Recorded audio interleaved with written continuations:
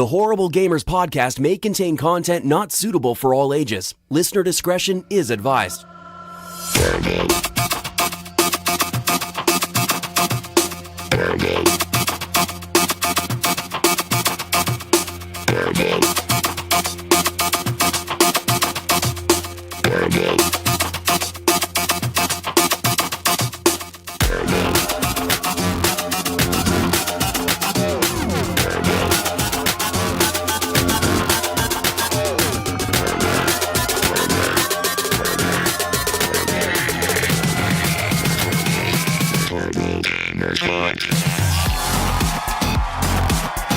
Welcome, ladies and gentlemen, to Horrible Gamers Podcast, show number 239, being recorded on January the 12th, 2019. I'm one of your hosts, Jesus Gonzalez, known as Jesus Rockstar. Today I'm joined by my friend from the West Coast, the best coast, Henley Merrill, Gunny Chief. Welcome back, Gunny. What's up? How we doing? Good. Good. How you doing? Doing good, man. Feeling refreshed after a couple weeks off. It better be, motherfucker. You gone for 3 weeks? The hell? 3 weeks. 3 almost. Well, we took off New Year's, and then I was out in this plane in the snow this past weekend. Yeah. Okay, whatever. Anyways, ladies and gentlemen, Gunny Chief is the only one who could be on the show today. Fucking Eric is fired. Fired. Gone. Out of here. Fuck that guy. Anyways, ladies and gentlemen, you can follow us on Twitter at _Horrible Gamers. You can join our Facebook group, Horrible Gamers Podcast Community on Facebook. You can always email us, feedback at horriblegamers.com. And you can support the show with your monies, all the monies, at patreon.com/horriblegamers, like Johnathan AKA, Alan Maybe, Joshua Wolf, Evan Tanaka, John Jerome, Adam Sunday, Clint Thiel, Dirty Bite, Robbie Wheat, David Snyder, Brian Capessa, Nathan Malice. Thank you guys. I really, really appreciate your donations and your help. It goes a long way. Trust me. It goes a long way. Yeah. Anyways, people, let's get this show started. We're in 2019, Gunny. This is the first show we do together. How are you feeling about this? I'm feeling pretty good. On a scale from 1 to 10. 11. That's not on the scale. That means you're not. I played a good. lot of games for 2018. Oh, you did? Oh, yeah. Well, yeah. Okay. Kind of doing some catch up. Going through that backlog. You know what I did? What's that? I played some games from 2018. Let's talk about anything from 2019. No. Fuck. 2019 is not relevant yet. Not until next month, right? Yeah. When more shit comes out. Anyways, let's get talking about video games. I want to talk about some games, Goody. I played lots of games this week. Starting off with some more Spider-Man. I'm actually now playing more Spider-Man. Got a new suit. I got this black suit.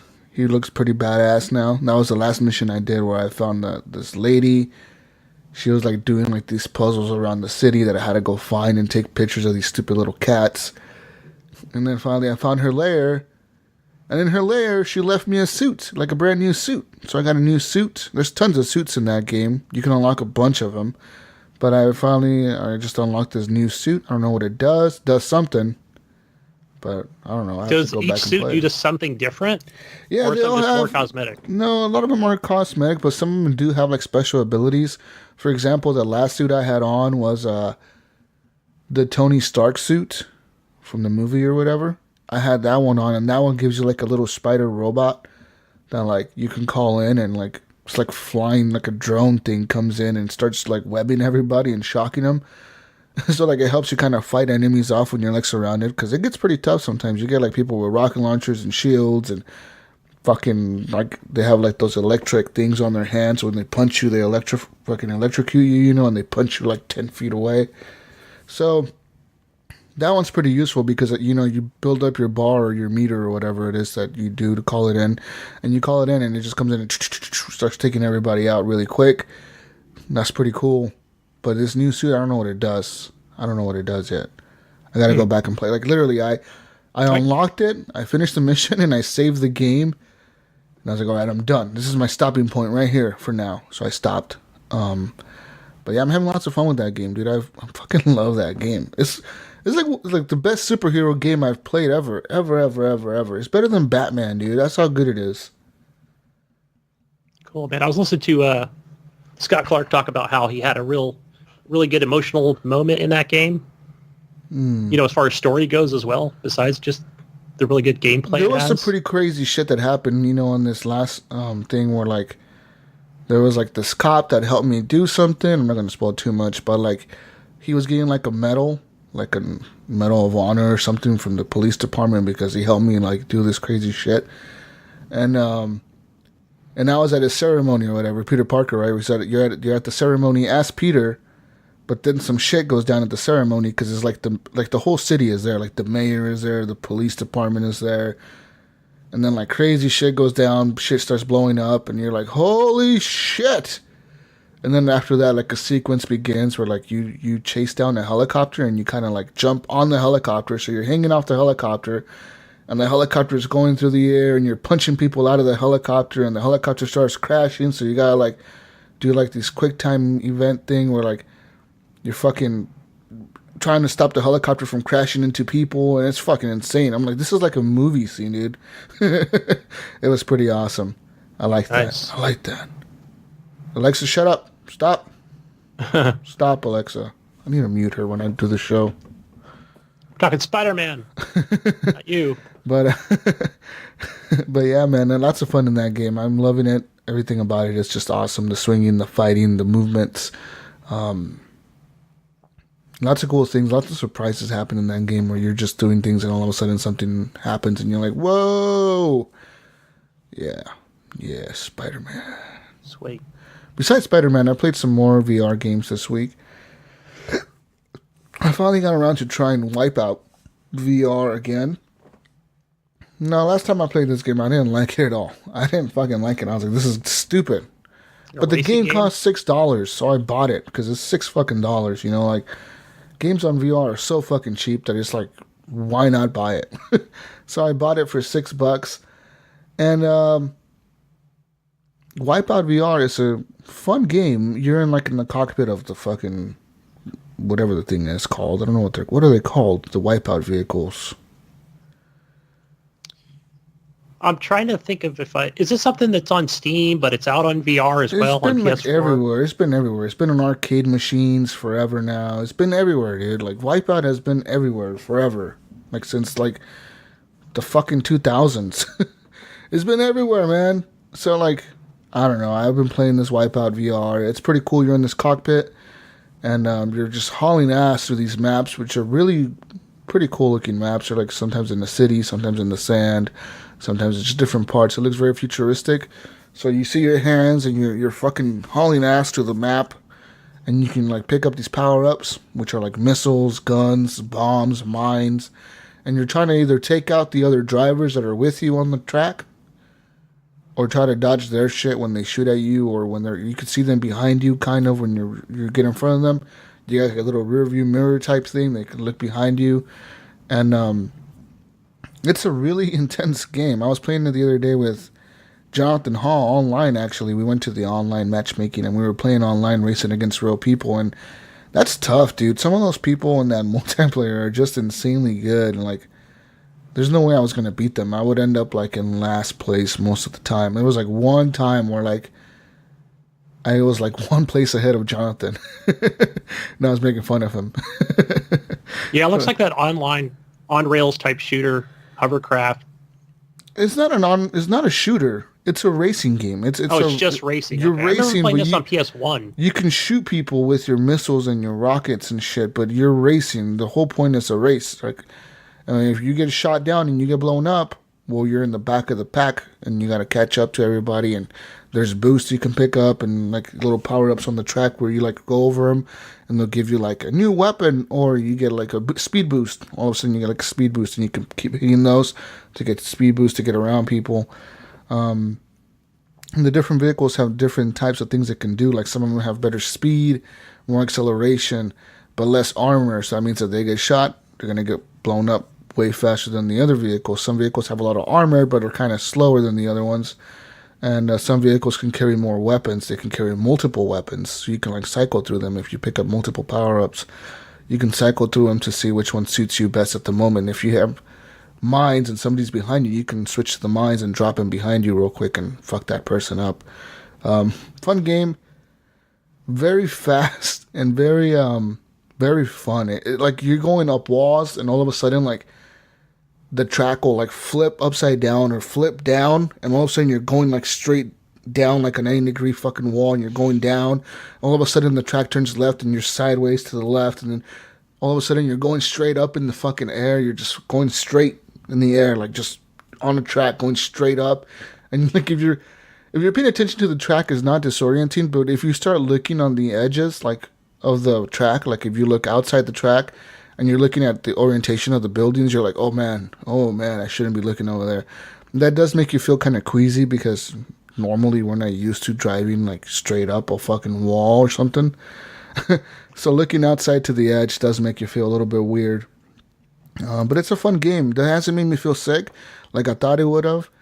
Because most people experience sickness with this game. They say like it's just too intense of a game. It makes you feel like when you're falling off a cliff, or when you're going straight up or straight down, it makes your stomach drop a little bit, because your body's like freaking the fuck out for a second, like, oh shit, we're falling, but you're not really falling. So I've been playing some of that. It looks beautiful too, so I suggest you get Wipeout. If you have VR, get it. It's $6, man. Like $6, and you get like a bunch of like tracks and like 3 different campaigns, a bunch of tracks. So like different race series you can do. Like there's the first series, the second series, the third series, and I think like the third one is probably like only based on combat. The other 2 are based on racing. So like it's a pretty cool game. It's like Twisted Metal but on a track with futuristic space pods. Feels like the Star Wars Pod Racer. Yeah, that's the game I was trying to think of, the Star Wars one. That's something you would have played in an arcade. Yeah, but you're hauling ass, dude. You're going fucking fast in this game. More VR talk real quick. Played some more Firewall, a 0 hour. Been playing that a little bit on and off, trying to find people to play with. That game is just tough to rank up, man. You gotta like literally grind and grind and grind to rank up in that game. Some people like just now are hitting level 50, and the game came out in August. So, and those people have played it like nonstop since August, and they're just now hitting rank 50, which is the max, I think. So nice. I did see gameplay of that. It looks pretty cool. I think I watched one of the community members stream it. It's a fun game. It's probably one of my favorite VR games out of all of them, and it's the most. It's the fun. It's the funnest one because it has like that gun. That gun changes everything. It makes it so much fun. You feel like you're really in there, dude. It's kind of wild. But another game that I played that kind of did make me feel sick was California Sunshine. I went back to it again.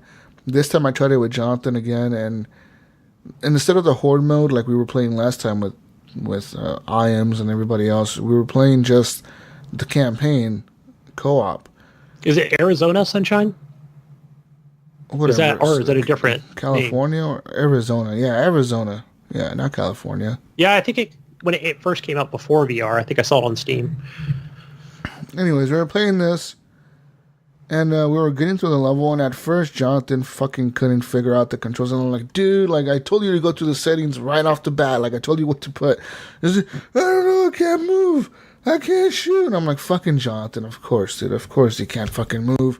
So he had to like drop out. I had to drop out to pick him back up, to get him back in the game. It took forever to relaunch, like probably 15 minutes. Finally, we got back together. And then we figured it out. We were using our aim controllers, which is like the gun. And playing this game, I was doing fine at first. It looked okay. I mean, you know, you're just going through shooting zombies. But all of a sudden, I felt really, really, really sick. I got to like this part where like you go to this house and you find the keys to a car that's parked outside. And as soon as you go to the car that's parked outside, of course, you unlock it. And the alarm goes off, which sets off a bunch of zombies coming at you like in waves. So you got to sit there with the other person or where you're playing solo, like, I'm assuming by yourself, and you got to defend yourself against these zombies, shoot them all in the head. But after that, like, I just felt really sick. I felt sick, dude. Like, I don't know what it was. I don't know if it was the frame rate was not right, because the game is not very well polished. It's not a good-looking game by any means, and it's not running very well from what I can tell. Like, the way the characters move, like the other people that are in there with you, they move very janky. Their arms are very, like, spaghetti. Like, it's just really weird, you know? Like, their bodies will be sideways, but they'll be moving forward. Their gun is kind of facing back. It's like the movement of the characters is not like how it's supposed to be. It's not like Firewall. In Firewall, when somebody's moving forward, the whole character's moving forward, facing forward. It looks like he's moving naturally. In this game, they're moving all fucked up, and it's just really weird looking. And I don't know if it was that or if it was the frame rates. I'm thinking it was the frame rates, because there's lots of zombies coming at you. We're shooting barrels to blow them up, and, like, you know, there's explosions going on. The zombies are rushing at you. Some zombies run at you. Instead of walking, they run at you. So you gotta take those out first. And yeah, we got past that, and I told Johnathan, like, I can't do this anymore. And he's like, what? I was like, dude, I feel sick. Like, I feel like I'm gonna throw up. And I never throw up. Even when I'm actually sick, like when I actually have, like, the flu or something, I don't throw up. And I was like, dude, I legitimately feel like I'm gonna throw up right now. Like, I don't feel good. I feel nauseous. I feel dizzy. Because you even said that it doesn't bother you with the motion of you walking. You said where some people that may affect, that doesn't affect you. Yeah, it doesn't, and it hasn't done so in any other game. Racing a car or driving. I played Drive Club VR. That doesn't affect me. Wipeout VR, which is super fast, didn't really affect me. But this game, it's just, I think the frame rate is too low. Because the frame rate on the VR games has to be higher than normal games. It has to be like at 90 to like 100 and something frames a second, which I think most PSVR games, like the lowest they go is 90. But I mean, if they're lower than that, then you're gonna get like issues, like I said, with nausea, and your eyes just don't feel right. You know, your face, they're too close. The thing is too close to your eyes to like make it feel normal. And I think that's what it is with this game, where it's just the frame rates maybe dipped below 90, or maybe they're at 60, maybe they're at 70 or something. But it just makes you feel fucking sick. Oh. And you're like, oh man, this doesn't feel good, you know? Almost like that car sickness. You know, like if you're sitting in the back seat or something, reading a book, you know? Yep. But besides that, I've what else did I do? On PlayStation, nothing. That was all I did on PlayStation. Mostly Spider-Man and a few VR games. Still liking it. Still liking my PS4, people. I haven't sold it yet. Give me 2 more weeks. Any good VR games that you see that are coming out or that you do want to purchase in the future? Oh man, I really want to purchase that. There's a new game coming out. It's based on the London Heist, which is a demo type thing that comes on the PSVR Worlds. That's like the demo disc you get when you buy a PSVR, and it's called London Heist. And in that one, you're pretty much like this British dude who's like, you're playing a story where like you owe the mafia money. So they kidnapped you, and they're telling you, like, what happened? Tell us what happened. Like, how the fuck did you lose the diamonds, or how did you lose the money? And then you're kind of going back and telling the story of, like, we did the robbery, we did this, but then we were set up, and, you know, you're shooting your guns, you're reloading your guns or whatever. So there's that. And they're making a full game based on that story, like on that demo. They're making an actual full game of that. So I'm kind of hyped to see what they do with that, but that doesn't come out till like April. But the most recent like PSVR release that I see coming up that looks really interesting to me is that Ace Combat 7. Combat 7 is going to have a 3-hour VR thing, dude. It's going to be cool. Yeah. That's on top of the other campaign for the regular game. Yes, I did see gameplay of that, just normal vanilla gameplay. I know it's coming out pretty soon here. Looks good. I've always liked Ace Combat. They're just really difficult games at times, you know, with the controller. But I'm hoping that maybe I'll like it a lot this time, that I'll actually stick to it and play it. I don't know if I could justify that price, Gunny. $60, but I really just want to play the VR. And that's only 3 hours. Yeah, I don't know if I would even pick it up at 60. Yeah, Because I heard the developer talking about their, or whoever it was who was doing the interview while doing the gameplay was talking about, oh yeah, there's a story and this takes place after, number 3 and before number 4. And I thought, I don't really, not interested so much in the story of a assault game, No one cares about the. I don't care game. about No. the stories. Like people, I could guess read it somewhere. I guess there's a story there, but I don't give a shit. I'm just flying planes and blowing things up, man. Like, come on. That's it. That's all I know what I'm doing. I'll go fly here, get into a dogfight with those guys, and shoot them down, and then fly back to base. Like, that's what I'm doing. I don't care about no stupid fucking. There's a campaign here about immersive storytelling. Like, no one gives a fuck, dude. It's a fucking flying game. Who cares? Yeah. But I really want to try that VR stuff. I really, really, really, really, really, really do, because I think it'll be so cool. You know what I mean? Being in a jet and being able to look around and just fucking dogfighting in that would be so cool. That would be sweet. Oh man, but we'll see. We'll see. Maybe I'll pick it up. Maybe I won't. I know if you pre-order, you get on the PlayStation. If you pre-order, you get Ace Combat 5. So you get the Ace Combat 5 as a pre-order bonus if you pre-order on the PS4. And if you pre-order on Xbox, you get Ace Combat 6. So there is pre-order bonuses. Like, you get like another game if you pre-order it, but am I really going to want to play Ace Combat 5 when I just played Ace Combat 7? Yeah, especially if you're going to play it in VR. Like, I don't want to go back, play an older game. Well, yeah, I don't know, man. Hey, for that backstory, that's why. But it's not even based on the backstory. That story is further than this story, because this story is based before that story. So, yeah, I don't know, Gunny. We'll see. But besides hopefully that, they'll realize that they shouldn't be charging that much for. Well, it's all going to be the same price whether it's VR or not. But hopefully it just goes down in price quickly. Yeah, we'll see. But yeah, dude. That's really all I've played on the VR and the PS4, and that's what I'm looking forward to on that. But onto Xbox, I've played some more Hitman 2. I did the mission where you're in like India or something like that, and you kill the lady who's like the queen of the slums, and then you kill the guy who's like the rich dude who's like making a movie or something. You kill him in the tower, and then you have to go find the assassin that's there.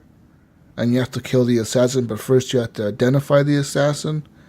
So I did that mission. I don't know if you've done that one yet, Gunny, but I did. I'm still at like wherever I'm at in the jungle, where I have to go kill the 3 people who are the drug lords. Oh, you're still in that one. That's before this one, I think. Yeah. Yeah. So. But I did Miami a couple times. I did this mission, dude, and I was having a hard fucking time because, like, first you have to.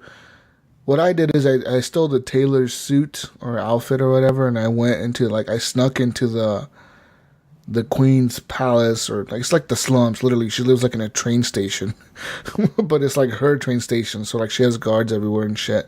But I snuck in there, I climbed over this wall, and I'm in there, right, and she's like, well, are you here because whatever, so you gotta show her, like, her dress that you're gonna make for her, like, the color, you have to choose the right color, which is blue, Gunny, don't fuck that up. And then, I gave her, she's like, all right, come measure me inside my room or whatever, like, get the measurements or whatever so you can make my dress. So you're in her room, and I'm measuring her, like, her length, like, her legs, her arms, her neck, and all this shit. And then, like, another lady walks in, because she kicks out her servant that's in there cleaning. Right? She kicks her out. She's like, get the fuck out of here. I'm going to get my measurements done. So she leaves, and I'm like, okay, some privacy, right? And then I'm about to kill her, and this, like, other chick walks in, and she's just on her cell phone, just standing there in front of us. Like, on her cell phone talking, and I'm like, how am I going to kill her? Like, this chick is on her cell phone right here. So what I did was I waited for the chick to kind of turn around, and I killed her with the measuring tape. I choked her out and I snapped her neck or something. And Measuring tape, okay. And then I went up to the chick who was on the cell phone and I killed her too. I was like, you know what? I can't leave no witnesses in here. So I knocked her out. I threw them both in like this little bin and I left. And then I went to the tower, and to get into the tower was kind of tough. I had to find like this guy who was like a movie star or something. I had to take his outfit and sneak in there, which was really hard to do. I won't tell you how to do that. That's going to be tough for you to figure out, Gunny. But I did that. And I'm in there, you know, and then the guy, like the dude who's like, you're supposed to kill is like this movie producer guy, rich dude or whatever in India. And he's like, I want to talk to you in private when you get a chance. So like, I kind of just waited around a little bit for him to do his stupid thing. And then I was like, you wanted to talk to me in private? And he was like, yeah, come follow me. So like, we're walking, like the tower that he's at is like under construction. So it's like halfway built. So you're going up like these staircases. And all of a sudden, dude, it's like they stopped me at a security checkpoint. They're like, we need to pat you down. So I'm like, okay, you know, like I left my guns outside on purpose because to even get into the tower, you have to be patted down. So like I left my guns outside. And like, I noticed that as we're going up the staircase, there's like more and more guards piling up behind me. Like, you know, as we're walking, like another guard will join the group. Another guard will join the group. By the time we got to the top floor, which was like the top of the tower, there was like 7 guards behind me walking with their guns. And I'm like, this is going to kill me. Yeah. And sure enough, like we get to the top of the tower and there's like 7 dudes with guns. And then like 2 of them stand at the door and they're kind of just standing by the door. So like the 5 dudes walk with me and like there's 2 dudes behind me. And there's 2 dudes like to the side of me, and there's 1 dude in front of me.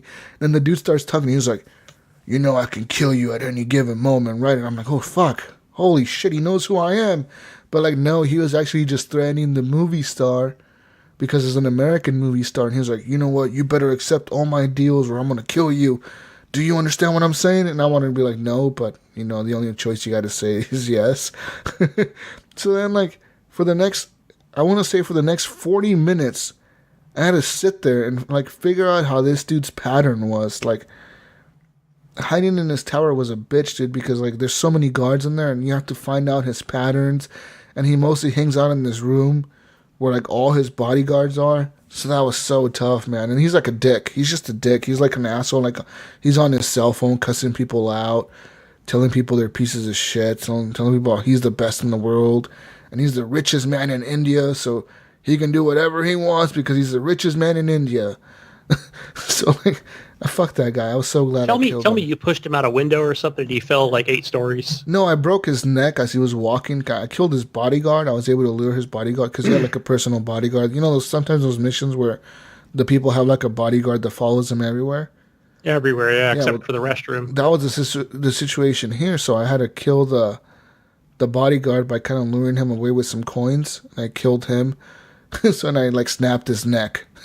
And then like in the middle of his bodyguard's like room, like where they were all at, he was walking like behind this wall, and I just walked up behind him and snapped his neck real quick and just walked out. I was like, yeah. And then I had to go Body find found. him.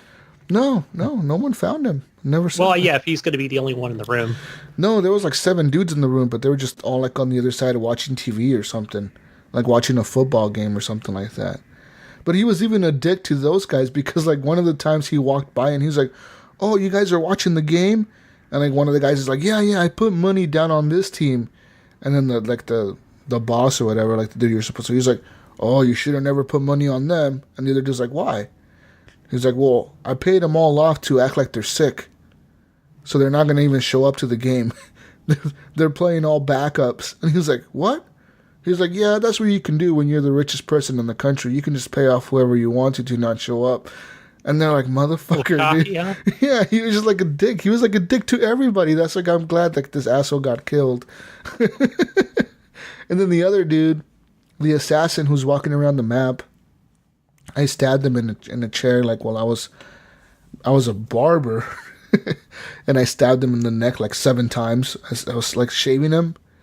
And Prison like, style, huh? Yeah, and he was like sitting there telling me like, you never know what could happen in any given moment, huh? He's like, you must live life to the fullest because you never know when you're going to go. And I'm like, yeah. And then, you know, you got the option to kill. And like all of a sudden, like Agent 47 just like fucking grabs a blade and just fucking stabs him like 7 times. You're like, holy shit, dude. Shank. Calm down, Agent 47. He's like, "Good job, Agent 47. Now you must leave." And then I left. I went to pick up my outfit, my starting outfit, and I left. But That's yeah, cool, man. I can't wait to get there. that I game is just so started fun. that. I haven't started the sequence yet. So I have finished that last map, and I just got to press start on India. The other mission I did too was the one in the neighborhood where you have to kill the old Soviet spy. Okay, that's where I'm at, where there's like a construction truck and stuff like that, where you have to wear the construction outfit. I didn't That's wear where you start, right? no. I didn't wear no construction outfit. I was just wearing like a regular suit. And like it's like a neighborhood. It's like an American neighborhood. Like there's a bunch of cops around. There's CIA agents around or whatever. Yeah. They're like his bodyguards. The CIA is his bodyguards because he's like a former Soviet spy that like defected from Russia like in the Cold War, and then he came to the U.S. and then he gave the United States a bunch of secrets from Russia or whatever. So like they're protecting him, but he's really old. And like that guy was tough to kill too, man, because like he has like bodyguards like everywhere. Dude, they're like everywhere, and like some of the bodyguards are dressed like regular people. So like they look like gardeners or like the mailman or something like that, you know? And like they'll actually be CIA agents. And they'll fuck you up if they catch you like sneaking around or whatever, which happened to me like 7 times. I finally had to figure out how to kill him, and I snuck into his house and I shot him in the head like 5 times. Yeah, I shot his bodyguard first while he was sitting there because they were talking about something, and he was like on an oxygen machine. I shot his bodyguard in the head as I walked into the room, and he like stood up and he was like, "Someone help!" And before he even like finished the word help, I like shot him in the face 6 times. Boom, boom, boom, boom, boom, boom. Gotta make sure they're dead, dude. And then he's a crazy Soviet spy. Like, what if he survived the first bullet or something? Sometimes they get back up, or they're just kind of like passed out. You know, they're not. Yeah, they're They're not really sleeping. dead. And then I killed him, and then yeah, like those missions are so cool, man, because I want to go back to them and see what else I can do differently. Because every time you finish a mission, it'll tell you like, okay, now you can start as a gardener, or now you can start as a security guard, or now you can start as a fucking cop. You can be dressed as a cop, and that's how you start off the mission. You know, like you'll be at the police station instead of like over here when you start, which is really cool how they have that set up. Where like you can just go back and replay them and see how hard you can be. And I want to replay all these in like the master difficulty, where like it's the toughest one. Yeah, it always plays in the middle. What do they call it? Professional? It's called, yeah, professional. There's normal, professional, and master, right? Yeah, so I just been playing them all on professional, which I still feel like it's easy. Kind of, yeah, because like I said, once you figure out the patterns of what they like the AI is doing and how they do, and like how like you're, say you go do something and you trigger something happening, like you walk over here and you talk to this guy, Right. and you know, like as soon as you do that, that triggers something to happen, and it's gonna happen every time, no matter what. You know what I mean? Like some guy's gonna walk from this side to over here, and you can kill him over there, but you can't kill him over there. You got to kill him over here. It's just all this crazy shit. Like it's all about like learning the AI and how it all works. Yeah, I like it because I feel like I'm only dying, let's say 3 times, where I'll get so far, and then, oh man, I got too many enemies, I'm dead. Okay, so the next time I fire the game back up, replay it, I'm like running over to get the wrench, to get the screwdriver, to, you know, get this outfit, kill this person real quickly, you know. Then I get way further, and then the third time it's, okay, now I've learned the entire map and where I need to be and what challenge I want to complete. To actually go in and finish it. Yeah, I love the game, dude. And I'm kind of bummed right now because they've announced Blood Money and Absolution coming out as a remastered package or whatever in 4K, HDR, enhanced graphics, enhanced visuals, enhanced mechanics of the game. Like they have the same mechanics that the new Hitman has, where you can hide in bushes and all that. But and like even enhanced, like they pretty much remade the game to like the new style of Hitman, but the game is $60. I saw that this morning. I was like, what? Like, couldn't it be 40? You fucking killed it, man. Like, why would you re-release these games that, like, first of all, no one liked Absolution. The only people that liked Absolution were people that never played the other Hitmans. They're like, this is like the first Hitman they really got into. That's the people who like it. but like I don't like it. I fucking hate that game. It was missing challenges. It was. It was a good story. I enjoyed the story, then it was a good story, but it wasn't a Hitman game. It was a fucking shooter, like hallway corridor shooter, where like you're going down the level and doing things. You know what I mean? You remember that the mine section in Absolution? Yeah. Where you go into the mine? That was the most boringest thing ever. Yeah, so if you want to just play it for the story, it's there. Pick it up on the cheap, Absolution. But yeah, it's not something I'm looking forward to in remastered in 4K. But Blood Money is like my favorite Hitman game, dude. That game had a damn good story. Yeah, it did. It starts off in the beginning when you go kill the person who owns that theme park, because like the parents of the little boy, some little kid that died there, their parents hired you to kill him. So you go like to this old abandoned theme park on this like island, and your job is to like kill all these thugs.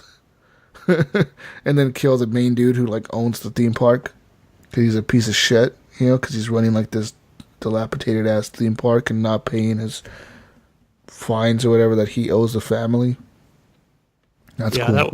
That was really good. Isn't that the one where the guy just gets super racist? He just starts talking shit to nobody in particular. Yeah, I don't remember how that one ends. I know you kill him in his office or something, like poison his drink or some shit like that. It's a good game though. And there's another one where you kill a politician in that one. You kill like this dude running for governor or something. Like another person hires you to kill him because he did some shady shit. And yeah, so you kill him like in a... That one's a really cool level because that one's like in Mardi Gras. So like he's doing like he's like on the float or whatever, doing like the Mardi Gras parade. He's like riding through, waving at everybody, and you can like either set it up where like the float explodes, or you can set it up where like you just snipe him while he's like waving at people. You just shoot him in the fucking head. You're like, damn. And everybody starts running, and it's like the middle of Mardi Gras. That shit's crazy, dude. Crazy game. I love it. Set the gun down and walk out calmly. That's cool. Yeah. But yeah. Hitman. Oh, but other games have played. Hey, Jesus, real quickly, have you played something we didn't talk about? I wanted to ask you if you did play the co-op, if you consider it a co-op, or just kind of the multiplayer portion of Hitman, or have you just been doing single player? No, I want to do that with you. I want to play the sniper mission. I want to do that, but you're never online. You're the only person that I know. You're the only fucking person that I know that bought this game, and you're never online. Let's play it today. Let's do it. After the show, we'll do just that. That sniper mission is like a really like short mission. It's like 4 minutes long or 3 minutes long, and I want to do it because like it's just me and you, and we're both snipers, and we gotta take out the targets. We could just snipe everybody on the map. Yeah, I saw that with the sniper gun. I was like, oh, what's this? And then it wasn't until you talked to me about it last week. I was like, is it actually like a co-op or like a versus mode? That's cool. Yeah, it's a co-op experience type thing. And then the other one is called Ghost Mode. And in that one, like, you're both on the same map, and you have a target to kill, but you don't see each other because you're, like, on the same map, but... Like, the only way you can affect my game and I can affect your game is with these coins or whatever. Like, I can throw these coins to call guards over, and they'll come over in your map. You know what I mean? Like, it's really weird how they made that. It's fucking weird. Yeah, I can't wait to see how this plays out. I want to try it, though. But I really want to do that sniper mission. So I haven't really played much of it. I played, like, a little bit of it when I pre-ordered the game because you got it. But, like, I want to play it in co-op. I think it would be cool. Yeah, absolutely. Absolution. Yeah. Yeah, we got a new member to the show. New member right now. Special Who's guest. that? Ooh. What? Special guest Johnathan Hall just arrived. Welcome, Johnathan. Penpoint Saki Red. Hey, guys. Woo! Good morning. Good morning. I just fucking woke up. Yeah, you woke up. It's 10:30 in the morning, people, and you just woke up. Man, I don't know what the hell happened. Yeah, I usually get up at like 7 in the morning and start gaming on the weekends, but I guess... Yeah. I needed it, I guess. So, hey, sleep. Woo! Other games I played this week was, so I played some Hitman. Played that. What the fuck else did I play? Oh, I played some Vampyr. Vampyr. Yeah, that's a game that came out last June or July. It came out right at E3, like, so it was probably June. And so I bought it for $24. I've been playing it, and That game is hard, really hard. It's really fucking hard. I'm stuck. Like, it's the beginning of the game and I'm stuck like on this part, dude. I can't beat this guy. Like, I'm like in an asylum and this dude is like, he's like an enemy that you walk into the room and like the doors lock. It's kind of like most games where like you're locked in there with the boss until you beat them. And like this dude, what he does is like he's a vampire too, so he can like phase shift. So like what he does is he'll attack you and you can hit him, but then all of a sudden like he splits in two and he like his shadow also attacks you. So like you have to defend yourself from the shadow, but then he comes from the left while the other guy's coming from the right, and you're fighting like two things at once, and the shadow will disappear, then you can hit him again, but he hits you and he takes down your health so fucking fast. And I'm like, dude, like his health bar is the full size of the screen. Like it goes across your whole bottom of your screen. Are you meant to beat him, or You're supposed to beat him, I think, because I can't get away from him. The doors are locked. You can't leave the room. You got to beat him. And he's not that much higher level than I am. He's like maybe one level above me. But I can't beat him. I just can't. I get close to beating him. I've gotten down to like maybe his health was like maybe at a quarter, maybe a little bit less. But he'll like just... like the more lower his health gets, the crazier shit he does. Like instead of like just splitting into two shadows or whatever, he'll have like 5 different shadows come out of him or whatever. I'm like, that's one of those bosses that freaks out the closer that you get him. Yeah. So like now he has 5 different shadows coming at you, and you got to dodge them all. And like if he runs at you, he'll crash into a pillar, and the pillar will kind of collapse a little bit. So you're like, oh fuck, like I don't want to be standing. Like you got nowhere to hide because if you just keep dodging them, you have nowhere to hide. You just got to be able to dodge them all, but you can't because there's so many of them on the screen. It's hard. I don't know how people beat this shit. Like, it's a fucking hard game. What's the combat? Punching, kicking, biting? What? So you Guns? can shoot. You have like a range attack, which is Y. That's like either a gun, which is you have very limited ammo in the game. Like I have like maybe 12 bullets, and that's it. Like 12 bullets. If I shoot them all, like I don't have no bullets left. And I have like this thing called the blood spike, which I'm shooting like kind of like Spider-Man almost, where like you shoot webs out of your fucking hands, but it's like a blood spike. It's like a gun type thing almost. Nice. So you're shooting that out of your hands. You shoot like these blood spikes, and then you also have melee attacks, which you have like two-handed weapons. Which like if you have the two-handed weapon, that means you don't have any ranged attack anymore. So like you only have the melee attack, and you only have like block and hit and parry or whatever. Or if you have like a blood spike, you can have like a sword equipped. It's like a sword or a club or something, like a dagger or something tiny like that. You know what I mean? So you can like melee attack him and then shoot them to stun him a little bit. And if you shoot them, like say I shoot them with the pistol and I hit him, if he doesn't dodge my pistol, which he's really fucking good at dodging too, he's like as good as I am at dodging.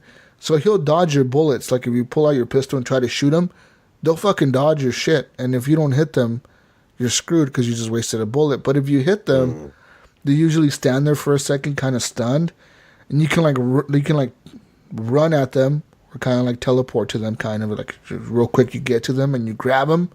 You can bite them and take down their health, and you suck out their blood, which can be used to like either for your blood spikes or it can be used to heal yourself. So you have like different things you use the blood for. You can, because every time you do a blood spike, you're using that blood that you have saved up, but you can also use that blood to heal yourself if you're going low on health.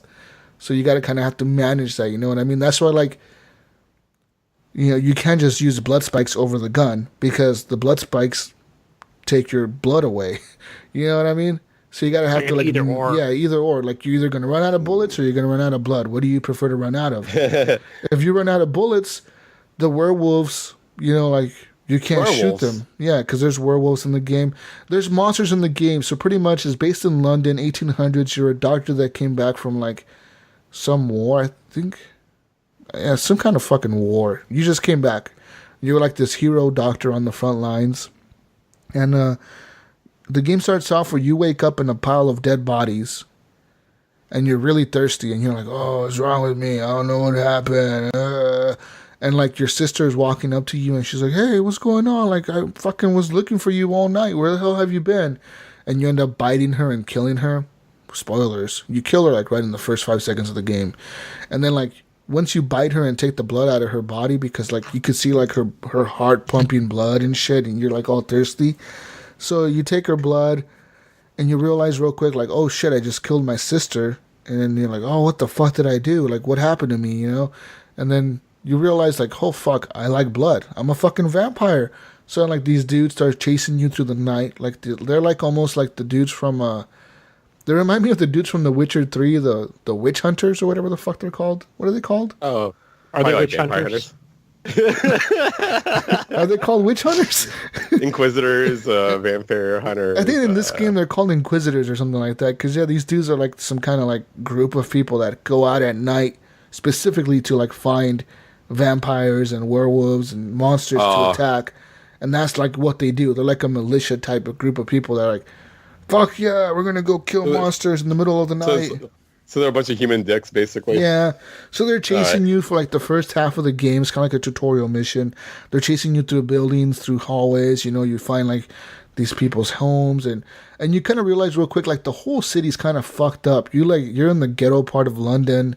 It's all fucking in shambles. People are like, dead bodies are everywhere.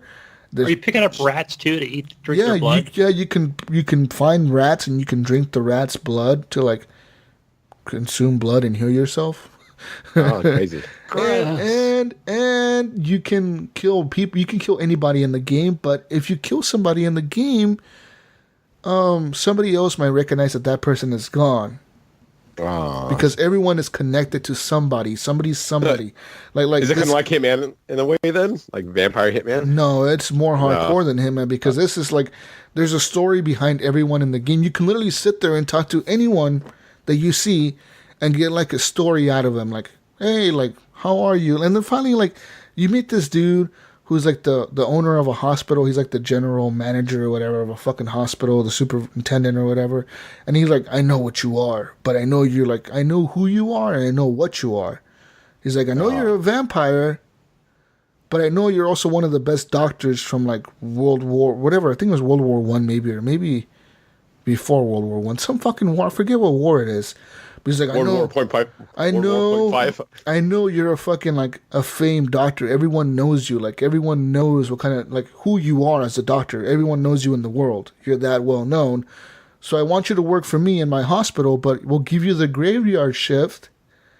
So like when people ask where you're at in the daytime, we'll be like, well, he's sleeping because he works graveyard. You know, like because in vampires you can't go out in the sunlight. So he's like, we're going to give you the graveyard shift so you work at night and you can do whatever you want to at night and do your work. And, you know, and you can help people. And like, so like everyone in the hospital, you can talk to all the patients and be like, what's wrong with you? And they'll be like, oh, I'm peeing and my pee hurts. My dick hurts. I don't know what I'm doing, doctor. And you're like, well, Any blood on it? You may have the case of the chlamydia.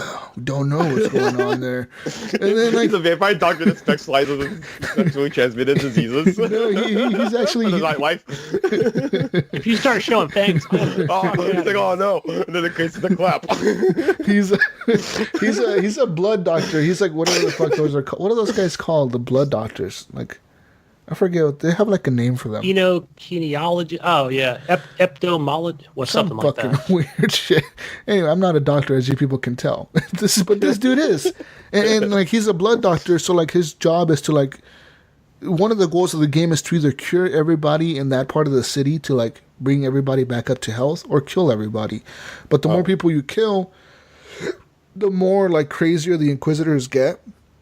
And they get more ballsy because they realize, like, okay, these people keep dying. We need to find out who's killing them. So there's way more of them out at night. But at the same time, there's going to be more vampires and more werewolves and more of, like, these other type of monsters out at night, too, because there's less people.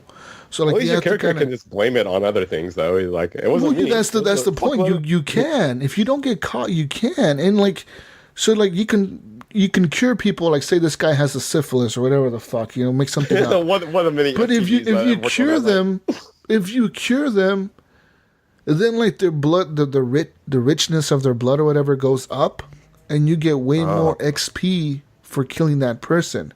So like at first I met this dude. Like the first thing I do is meet this dude who's like he got beat up by like a werewolf or something. So or like he got mugged by somebody, and somebody stabbed him in the gut. So I help him. Possibly a werewolf. And then he's like, and then like right there and then, like it's the first person you can kill, and it's like, all right, you can embrace him, and it says like kill or like spare. And I spared him, and it's like, no, I'm not going to kill anymore tonight. So he spares him, and it's like it shows you the person's name, like something Clay something, and it's like blood value 500 XP. But then the more I learn about him, like I learned he's a gang leader, and this and that. Like okay, now his blood is worth 800 XP or whatever. Like the blood levels go up the more you know about someone, and the more you like, the more connected. The more you reveal. Yeah, the more connected you are with like their family or who they're friends with or who like their spouse is or who's their kid, like all that stuff gives you more XP, and like that person becomes more valuable for you to kill. But like I said, say you kill him and he's the gang leader, like who becomes the gang leader next, or what does the gang do, or does the gang think that the other gang killed him or whatever? Like it's just like all this stuff can go because of the story, and it's fucking cool, but it's really hard. The combat is hard. It sounds cool. Is there a vampire movie that it follows more of the tropes of, or kind of stays more aligned to, like, you know, like Interview with a Vampire? It's just like old timey vampire shit. Like you can like mesmerize people and make them follow you into a dark alley, and you bite them in the neck or whatever. But like sometimes people that you try to mesmerize, their willpower is too strong for you. Yeah. How is Jesus' mesmerizing ability? So you gotta level that up. You gotta level that up by biting people and getting XP, and like, you know, you have to get XP to rank yourself up to get more mesmerizing powers or whatever. What are Jesus' early or easiest mesmerizing targets? The hobos and like the people that are worth like low XP. Oh, like you can't mesmerize the like nobodies. you can't mesmerize like the main doctor of the hospital like right off the bat, you know, like because everyone's gonna know he's gone, you know, and their willpower is too strong. Like if you try to mesmerize somebody and like they'll be like, oh, get the fuck away from me, and like they'll just walk away. They'll be like, what the fuck happened? Like, they kind of like they don't realize you did it to them. Right. But they'll realize like something happened. They're like, what the fuck had just happened? Like I just had this weird thing happen. Like I don't remember much. And they just kind of walk away like all confused. Gotcha. But yeah, there's all kinds of shit in this. The game is tough, but I like it. It looks really good, and I might just end up restarting the game. I'm not very far into it. I'm maybe like 4 hours into it. I may just restart it and go on the baby mode and just kind of get the experience of the story. Knock it down to baby mode. I love baby mode. Because they added baby mode. Why don't you just do this, Jesus? Why don't you just go to YouTube? Maybe there's something you're missing. Something I'm missing with the combat? Jesus, watch a YouTube. You can do it. I'd rather just play the game and get the story than go to YouTube, man. Well, no, I was just thinking for that one sequence or that one enemy or... That one boss fight, basically. Yeah. Yeah. Maybe. It's just... Even... Dude, I went to Reddit to like look at the combat of this game, and everyone on Reddit was like, this fucking combat is no goddamn joke. Like, this shit is hard. People don't realize how hard this game is until you start playing it, and you're like, this shit is hard. It's not an easy game. It's meant to be that way. And then they did an update, and they added a super hard mode, which is like ultimate expert level mode, where like you literally only get one life throughout the whole game. Like if you die, you're dead. And then they added added a story mode where like the combat, there's still combat, but it's easier to fight the people. Like you kind of out level most of the enemies throughout the game, so you never really get stuck fighting like a boss or something. But yeah, we'll see what happens. Next week I'll let you guys know if I went to baby mode, which is probably the most likely answer. Just get the story, yeah. Yeah. But yeah, that's all I really played, man. And there's not much out right now that I'm excited to play at the moment. I want to really play Metro Last Light before Metro Exodus comes out next month. So I'm going to start working on that like in the next few weeks. So I'm going to start playing. It's not a long game. How long is Metro Last Light? Like 20 hours maybe? I thought it was less than that. Yeah. Like Metro 2033 was like 9 hours or 10 hours or 12 hours, something like that. Well, and I think 2033 was even shorter. Could be wrong, but... So like Last Light is going to be, I think like maybe a 15-hour experience. So I can go through that like in a few weekends or something, you know. Yeah. But I do plan to play it on like the hardcore mode or whatever, Or like if your filters run out faster, your mask can break and all that shit. That's how I played the first one. That was cool, like where you just kind of take your HUD down and you're just like immersed in it. Yeah, you have like no HUD. All you have is your little watch that tells you like how much time you have left before your filter runs out and all that stuff. That shit was cool. Yeah, you bring out like what is that, lighter? You know, you just flick your lighter, you just barely see the light. Yeah, man, that game, I can't wait for the new one. The new one's going to be so fucking cool. Sweet. All right, so what the fuck have you been playing, man? Me? Man, speaking of YouTube, you know what I played was that Shaq Fu game. That's awesome. Did you play that, Pen? No, but I worked at Blockbuster when that came out, and I totally remember. I remember that game. I mean, yeah. I don't know. I just kind of fired it up blindly, and here's the thing that I thought it was stupid was, I mean, it's a silly game. I like the dialogue. It's funny, starting out and between him and the Kung Fu Master. It's funny ass story to it, but like it kind of shows you as you progress. It was like a side-scrolling beat 'em up game, right?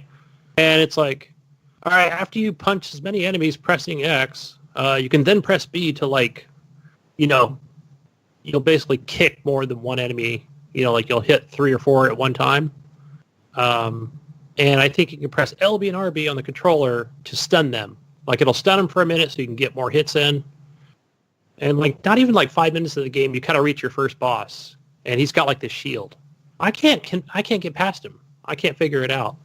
Like I'm doing huh?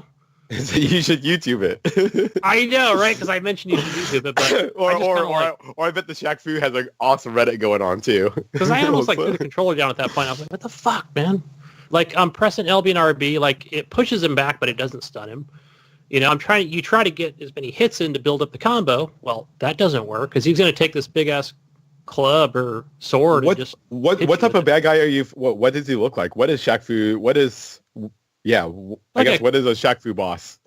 Like it just, you know, Kung Fu, you know, dressed in like we used to call it a gi at Taekwondo, but you know, like this little guy, like he basically raised you as your own, you know. Gunny, what belt are you, Gunny? Oh, like in real life? Yeah. No, I only made it to like purple belt. Okay. I mean, that was back years ago when I was younger. No. I haven't. You seem like the type that might be carrying a black belt and I didn't even know it. So I just had a little feeling. But all right, okay, cool. Yeah, that was younger life, but that was good stuff. Not nice. Kung Fu, but just Taekwondo. So yeah, I didn't play that after. I tried it twice. I went back and it basically reloads you back to the beginning of the game. You know, tried it again, but I think it's something I just have to YouTube. Maybe I'm missing something. I tried all the controls, but yeah. Wait, how are you even playing this game? Do you have a is it an emulator on a PC or? No, it's on Xbox. I think Ryan picked it up. Oh, crazy. Huh. Yeah. It's been out for a while. It came out last year. So, shit. Or it might be on Game Pass for all I know. I didn't even check. I just started playing it.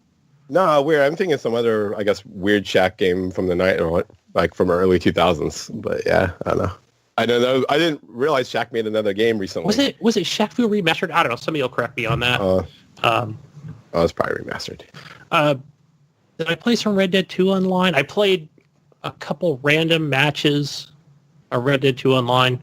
Got dragged around, lassoed a few times by different people. So if it was the same person, like you could see the people on the same people on the map. So it's not like, all right, that person's not coming after me. I'm just going to go around and, you know, explore the map and maybe do a mission or two, jump in with some randoms. Yeah, I didn't have anything like in mind when I played it, but just wanted to get in because it's a beautiful world and just play it. Let's see, what else did I play? Subnautica. You know, everybody's playing this. It's now trendy because it's now on the Epic Store and it's free on there. Well, I logged in and I remember Ryan saying, hey, I've got it on Steam, which I don't think he does. I was playing my kid. Are you calling Ryan a liar? I have to look. I looked at his like library, but I was playing on my kid has it. So since we all game share together on Steam, that's whose version I noticed I started up. So I was like, let me just switch over to Xbox because I know I have it on there. I bought it The last game save I had on there was December 2016. So I played it like 3 years ago when it first came out. And yeah, I played about 4 or 5 hours, and I do not like this game. I don't know what it is. I know it's like Minecraft underwater, but Minecraft I really enjoy, but I just don't get this one. I mean, it's a basic survival game, right? So you're like crafting and collecting resources to craft more items. I hate crafting. That's basically what it boils down to for myself. I didn't mind Minecraft doing all those things, and that was before like creative mode even was available on Xbox. I just liked, hey, you're building up, your house and crafting more items, and you go get more of the same block, and I don't know. I just enjoyed that a lot more. The game looks good. On Subnautica, are there lots of cool looking fish down there? Yeah, there's some pretty cool looking fish, and there's like these larger hammerhead type shark looking things, and there's like these platypus type enemies, and some of them they swim pretty fast. And I think the one that really tripped me out the most was when you go down like super far. You don't even have to be too far from your like rescue thing of the whatever that vessel you start out in. Right.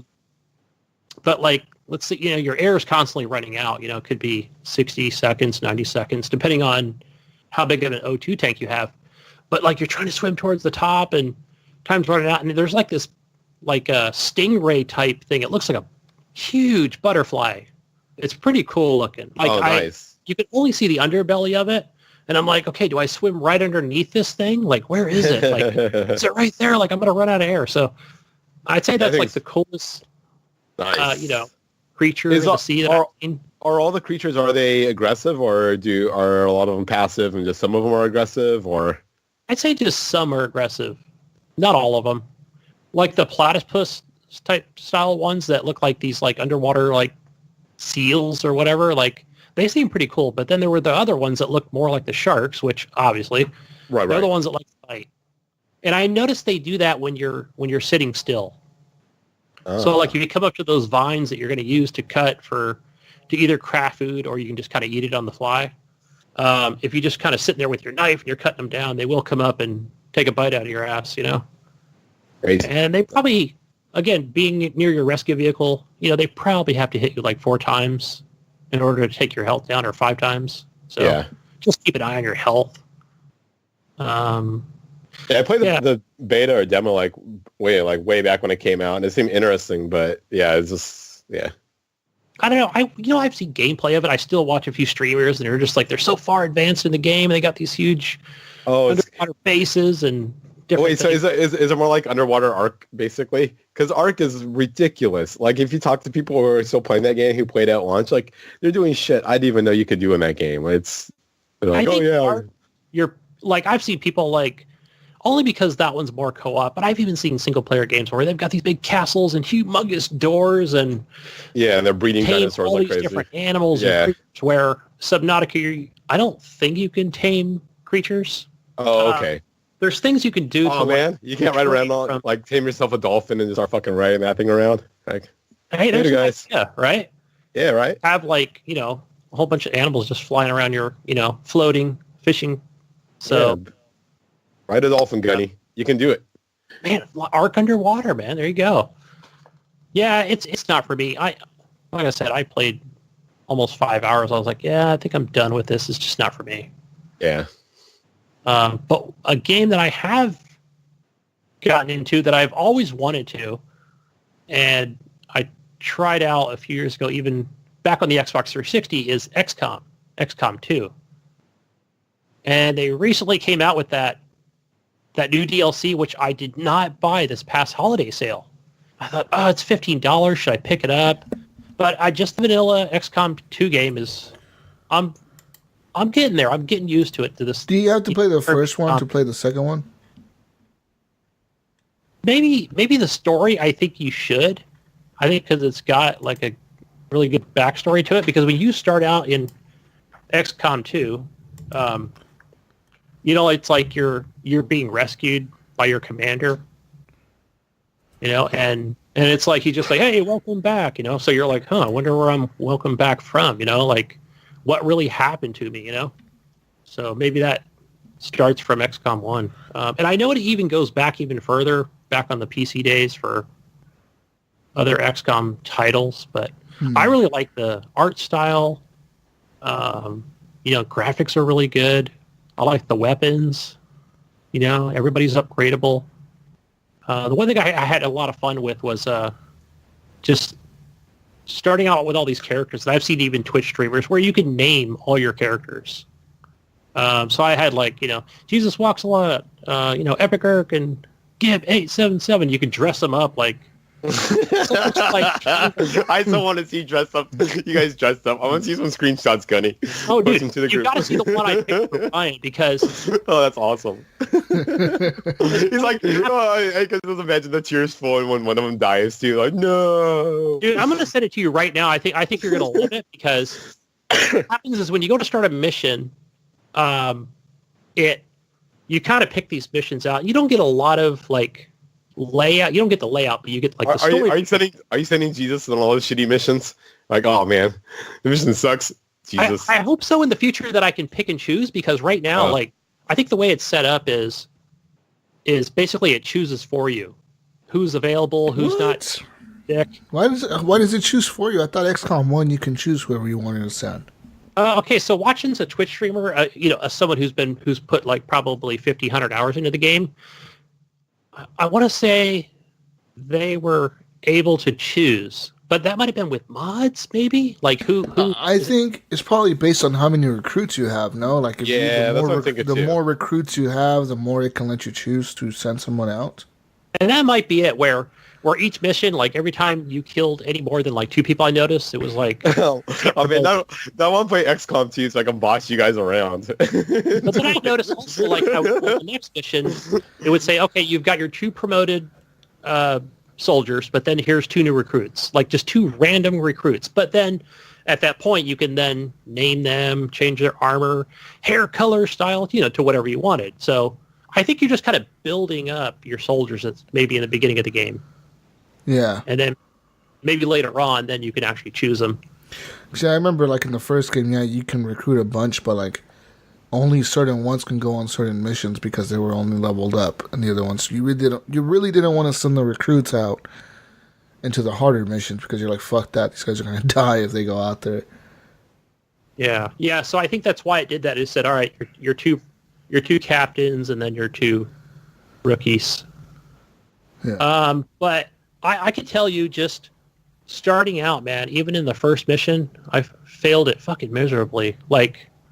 You've got so many turns to get to this certain point to, deactivate this bomb or something, or this device. Because I kept trying to go, really slow and only move so many squares and, but then it was oh, you're out of turns and it's blown up and the mission's over, It's okay. All right, now this time I'm going to go further. Well, now I went too far because now I'm on top of the enemy, and these aliens, they'd send out these. That's spoiler alert. That's who the enemy is. They would hit the mind control and basically turn you over to their side, or they just straight up kill you, or damage. I want to play this. I got this on the PS4. I re-downloaded it the other day. I want to play it. Yeah, it's good, man. It's good. I think now that I've kind of gotten the hang of it in some ways where I'm like, oh man, I'm so glad I either hung back or I chose this position that had decent cover and, and I put my sniper on top of the building and, I was able to somehow coerce the enemy to go near this propane tank, the big ones you'd see behind a house or something, where, you hit the enemy, but then it hits the tank and boom, they're dead in one shot, versus, a possible miss, where I don't know how that even plays out. But I'm just playing it. I think there's just normal mode. So obviously, it's a hard game. So I don't want to, go up at any more difficulty than it actually is. So, but yeah, I'm not doing too well on this first playthrough. I can tell you that you need these, I want to say they're supplies or cargo or something like that, that you need to go and pick up. And you do that on a certain screen, not when the actual mission itself It's like it'll show a picture of the United States, and all right, now you're picking up cargo, and we're researching these different weapons and what would you call it? Kind of a it's pretty much XCOM 1. You gotta research weapons, go to different areas, blah blah blah. But I felt like XCOM 1, like, I don't know, for some reason it wasn't as fun, or I think that part really bored me to tears, where I think I'm just more after the mission stuff. So, and you get plenty of that in XCOM 2. So Not bad. I look forward to playing it then. I have XCOM 1 on the Xbox because I have it backwards compatible. Somehow must have been Games with Gold or something. And then I have number 2 on the PS4. I don't know how either. Maybe PS Plus game or something. That's what I'm thinking. I think I have them both the same way because I feel I had those games, but I don't know how I got them. I thought they might have been Game Pass or. I was thinking about right now. I was thinking, man, I should play XCOM 1, but fuck that. If I have number 2, why should I go back to 1? Go straight to 2. I think you'll enjoy it. Like, yeah, it's that sci-fi. You're going ahead and you're I love researching management boss games, weapons, you know what I and mean? electric weapons, and because like better bullets, and another game that I played this week that I didn't mention, Gunny, was that Jurassic Evolution or Jurassic Park. Oh, nice. Jurassic Park I builder game. Jesus, I bought that game during the last sale. Oh, I you totally did? forgot about it. Yeah, I haven't played it yet. I've been playing some of that lately, and they've added like a new mode called Challenge Mode, which is like basically endless. Like you can just pick an island, and you're pretty much playing until you either run out of money or like your dinosaurs kill everybody. And like, awesome. Okay, I like endless modes. Yeah, man. Like right now, like my park is thriving, dude. I built a hotel like in between the raptors and the T-Rexes, and like I have like like the little ball cars or whatever in the movie, the little glass little ball, the gerbil travelers is what I call them. Fucking thing. Like I have those things. I have those things going inside like all like the enclosures. So like. Inside the T-Rex enclosure, I have like 3 other T-Rexes. They're not T-Rexes. They're like some other type of like big-ass carnivore dinosaur. But like I have like those little balls going through like through the area there, like just going through there, and I have them going through the raptor area where the raptors are. And like I said, I have a hotel built on there now. I have gift shops and shit. I have a research center built, a science center built. Man, I want to go. I feel like I have enough security in my park to make it safe. All right, there ain't no accidents gonna happen in this park ever. That's what Hammond said. That's what what's his name said. This is a secure park, people. There ain't no way these dinosaurs will ever escape. Life finds a way. You're just getting to the tragic part. I know. Fast. Jeff goes, I'm going to show up any minute now. Just feel like, I have advanced electrical fences and security systems in place. All right, I have enough emergency shelters because you could build like these emergency. You just don't know that another player from another park's going to show up from a rival park that wants your technology is going to come in and espionage some shit and steal some of your technology and fuck and that you does over. happen. That does happen in the game where like random events happen. Like for example, like a storm will come in, and if you don't have enough of the like storm protection, like this one building that you have to build. If it's not covering enough of the park, like some of the shit will break. Like some of the fences will just break. Or like, what's the worst thing that you've had happen so far? Like, what's been a major incident at Jurassic Jesus lately? The raptors broke out once. That's not good. How many people did they kill? They killed. I think they killed like 30 people. I mean, there was like 700 people in the park. Okay, there was like 1 hour's worth of income basically. There was like 700 people in the park. They only killed 30. I mean, that's not a bad statistic. We were able to put that on the website. They signed the waiver. Yeah, we were able to pay off the lawsuits. We're good. And I lost a lot of money that time because, I mean, of course, I had to like shut down the park for a few days to get everything back fixed. But we reopened and we're doing good again. We're making Jurassic Park great again. We're building big walls. The biggest walls. The biggest walls. The best walls. And you know what the best part is? Damn it? You know the best part about this? The dinosaurs are paying for the walls, guys. The dinosaurs. Watch that fucking movie, I swear. I told you the dinosaurs, and they are. They're paying for it. The dinosaurs are paying for the fucking wall. And the pretty, No, fucking it's fucking insane, Gunny. When like the first time you have a dinosaur break out, dude, and you have to manually open like the emergency system and like tell people to evacuate to the shelters because you build like these little shelters like they're like safe rooms kind of where like people can once they're in there they're safe. And it locks the park down, but it's just fucking insanity for like the first 3 minutes while you're seeing like a T-Rex run through your park just eating people left and right, and you see people screaming like ah, everyone's screaming, running to the shelters, and you see like you deploy your like security team, like the security team is like in this helicopter, like these Black Hawk helicopters or whatever.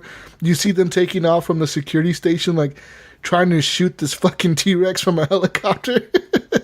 It's just fucking insanity. That's fucking awesome. See, that's what I want in the future is I want games to be, so I want this kind of thing, but then I also want to be able to play like a VR game where I just visit people's like parks. So all those people screaming will just be people playing in VR. It's like, yeah, that'd be cool, huh? Kind of like I know. multiplayer, yeah. And they do have like things in this park or like in the game where like you can ride in the little volleyball gerbil balls or whatever. You can drive them around yourself and like. What I love doing in those things, I take them off track and I run into the raptors. Like I hit the raptors with it to piss them off. I just like run into them full speed and I piss them off. It's just hilarious. Nice. You could totally do that. You could do whatever you want in the park. You can, like in the park, sometimes just for fun, I'll like accidentally leave a gate open. You know, just to see how long it takes like a raptor to realize the gate is open. I'm like, oh, see how smart this fucking dinosaur is.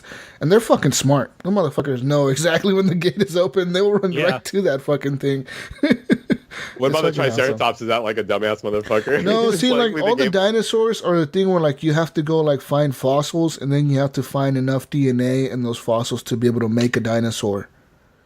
So, like, you can't just make a T-Rex. You have to find the T-Rex DNA and enough of it on, like, you have to, I think... What's the biggest dinosaur you have? Like I said, it's like this T-Rex looking guy, but he's not a T-Rex, but he looks like a T-Rex, but he's not a T-Rex. He's a fake T-Rex. Fake news. He's a RX? No. And I love when, like, you put, like, little dinosaurs with those guys because they'll just eat them. Just watch them eat, like, a little dinosaur. Yeah. So that good fun time. Fun times, Gunny. Go play that game. Yeah, do you have to order cows? I just haven't played it. Yeah. Forgot I totally purchased it. Yeah, I forgot I played that shit. That shit's fun. Fun game. It was on sale for like $25, I think. Anyway, sorry I cut you off, Gunny. Keep on with whatever the hell you were going to say next week you've been playing. No, but I put that in my pin so I can play it, talk about it next week. Even though it's an old game. No, not really that old. He came out in, July? You can't fucking Shaq. He's all talking about that's an old game. He's all talking about Shaq Fu. Yeah, dude. Fucking Shaq Fu came out fucking 10, 20 years ago. I know, right? The remastered version just came out. And like, I was in high school that game was out. I know. Being back to my Blockbuster days, renting that shit. All right, that Resident Evil 2 demo came out. Thanks for posting that, Jesus. Ooh, I saw that on Twitter as well. Have you played it? I did. I played it this morning. You're one shot. How did you do? How far did well, you only get 30 minutes. Yeah. And damn, it felt more like 15 to me. Dude, I am not... Did you die? I am not a horror... No, I didn't die. I am not a horror player. Yeah, game, like, movie watcher or something. You're not into, like, horror stuff. You get scared. I am not anymore. He's not a horror. No. I do like the Saw movies. Mm-hmm. I saw not Deadly Premonition, but Final Destination's got a reboot. That's another topic, but I'm excited for those. But yeah, I thought it was good. I'm not a big Resident Evil fan. I think every time I've tried to play one, I'm like, yeah, it's not for me. Raccoon City, it's kind of like that's where you pick up from. It just kind of gives you this like really quick screen. It says, oh, okay, you're in the police station. You're back in Raccoon City, and you're playing not Chris Redfield, but I forgot the dude's name. But yeah, you kind of start from there, and you're going through these little hallways and you can hear, just shit going on and running into these zombies. And it's like that situation again where you've only got 10 bullets. Make sure all headshots count. You pick up the combat knife, kind of take them out from there.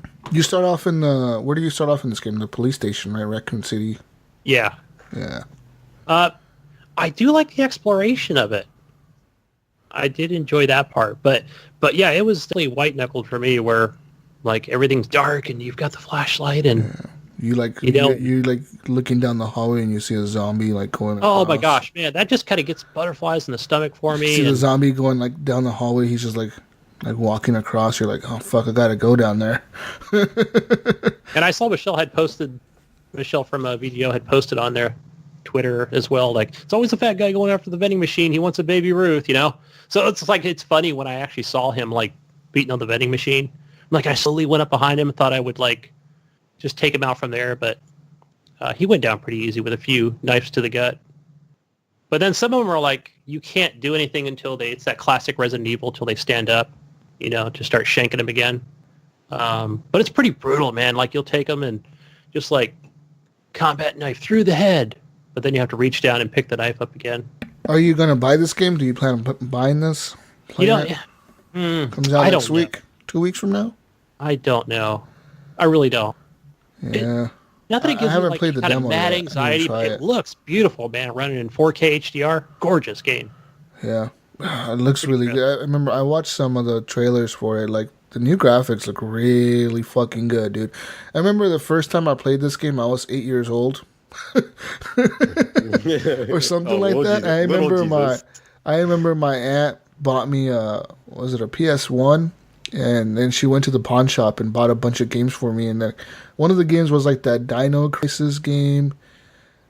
She bought me this game, and I think that was it. And I was so hyped to play Resident Evil 2 because like it came in that special 2-disc case or whatever. Like it had the 2 disc on it. I was like, oh, this is fucking cool. Look, cool zombies. I was fucking scared as shit when I was playing that fucking thing at 8 years old. I was scared as fuck, dude. Oh man, I still remember. Yeah, Resident Evil 1. That was the most I've ever jumped in a fucking game. Yeah, you got scared like a motherfucker, man. Like, holy fuck. But I don't know. Maybe I'll like this one. I'll try it out. I like the last one. I Resident think Evil 7. I think also what you probably could do is, because I made it. How far did I make it? Like, I went through many rooms. I didn't explore them all the rooms. But I think you can still go, because at one point it just says, all right, you're done, you're finished. I think you could then go back and restart it and just move a lot faster to get through more of the police station. So, well, I thought the game only lets you the demo once. Was it just one time? No. Okay. Well, no. Well, yeah, no. You can play for 30 minutes, but you can die as many times in that 30 minutes, or restart, That's what I took from it. or do whatever the fuck you want. But yeah, 30 minutes to do it. But it's obviously to be one of those things where you do have to do certain things to unlock certain Doors or areas. whatever, Like, you can't just go and like go to the right door because you don't have the combat knife to cut the tape off of the electrical box. I mean, it's one of those things. But I think you can go through it a little quicker, a couple more times. So, yeah. Ooh, yeah. Shooting was good. The shooting is good, classic Resident Evil stuff. So, yeah, it's right on par. Is it tanky controls again? No, I thought it was pretty good. Like, I had no problems landing headshots. Nice. I noticed, The one like, thing- yeah. The one thing, John, I didn't see was I didn't see that kicking. You know, like any kind of martial arts style. Fucking boot to the face. No type Shaq thing. Fu. No Shaq Fu in this game. I didn't see. I was like, oh, It it's was not gonna let me kick in like the a zombie little in the Shaq face. Fu. It could be better. Yeah.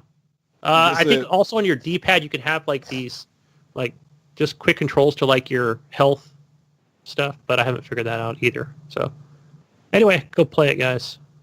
Is it demo only on Xbox or is it on everything? I think it's exclusive to Xbox right now. Okay. I thought it was on. I heard it was on PS4 as well. That means you I could be wrong. double the shots. Oh, maybe it might be on PC. 1 hour of gameplay instead of 30. Fuck the system. Fuck you, Capcom. Let's see, Resident Evil, Evil 2. No, I'm glad you don't remind me. see it I on forgot there. about that. I don't see it on Steam. So Yeah, I'm glad you fired it up again because I posted it in the group, but I completely spaced it off yesterday. And I was going to play it yesterday, but I didn't. Fuck, I should have. Should have played it at midnight. All scared and shit. I fell asleep. Yeah. Man, Gunny, you look all cool on the screen right now. I know what's going on, but you look like Commando. I got my big ass headphones. I know. I was just too No. You have all this like weird. You have like weird static camo over you, just because of you're not feeding through, right? So it looks like you have like sci-fi camo on top of your face. It's pretty awesome. Right, the sun's right there. It's pretty amazing.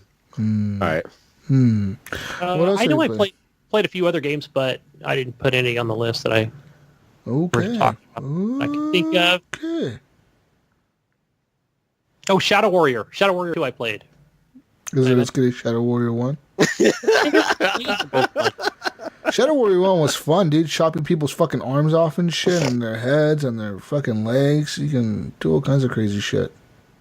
You're still kind of doing the same thing, and where I think you hold left trigger and left on the stick, it'll like, and then you can swing around with your sword and just keep spinning around until you run out of stamina, because you do gain stamina in this game. And then it's like that where, you press wide and like you'll pull out your assault rifle and just start, or Uzi, and just start cutting enemies down. So less on the Kung Fu and more on the Uzis. No Kung Fu, man. I wasn't kicking nobody. I was just shooting them. Oh, so Shadow Warriors is really Life. okay. Nice. Yeah, it's like a first-person game. Yeah, it's a first person. You got a sword and you got a pistol. And boom, boom, boom, boom. Shoot people in the face. Shoot their arms off, and then you can chop somebody's hands off. Like if you like slice them in their gut, you slice them in half. I think it's co-op. I think it's multiplayer. You can jump in with co-op. I want to play this. Where'd you find this at? It's on Game Pass, is it? Game Pass. Shadow Warrior or Game Pass. Game Pass. It's like talking about movies on Netflix now. It's like, yes. I better check. Okay. Yeah. Yeah. Oh. Yeah. Oh. You pen? Playing your VR games? I've been playing some VR shit. Just a couple.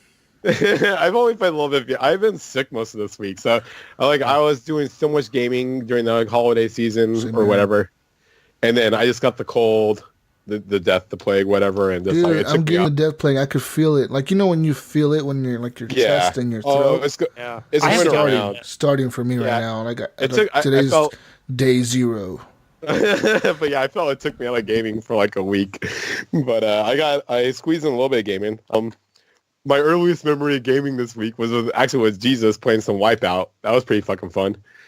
This is randoms. I have to do more of that. Oh, that was fun, man. It's just that one chick kept kicking her ass. Oh yeah, she whooped her ass, dude.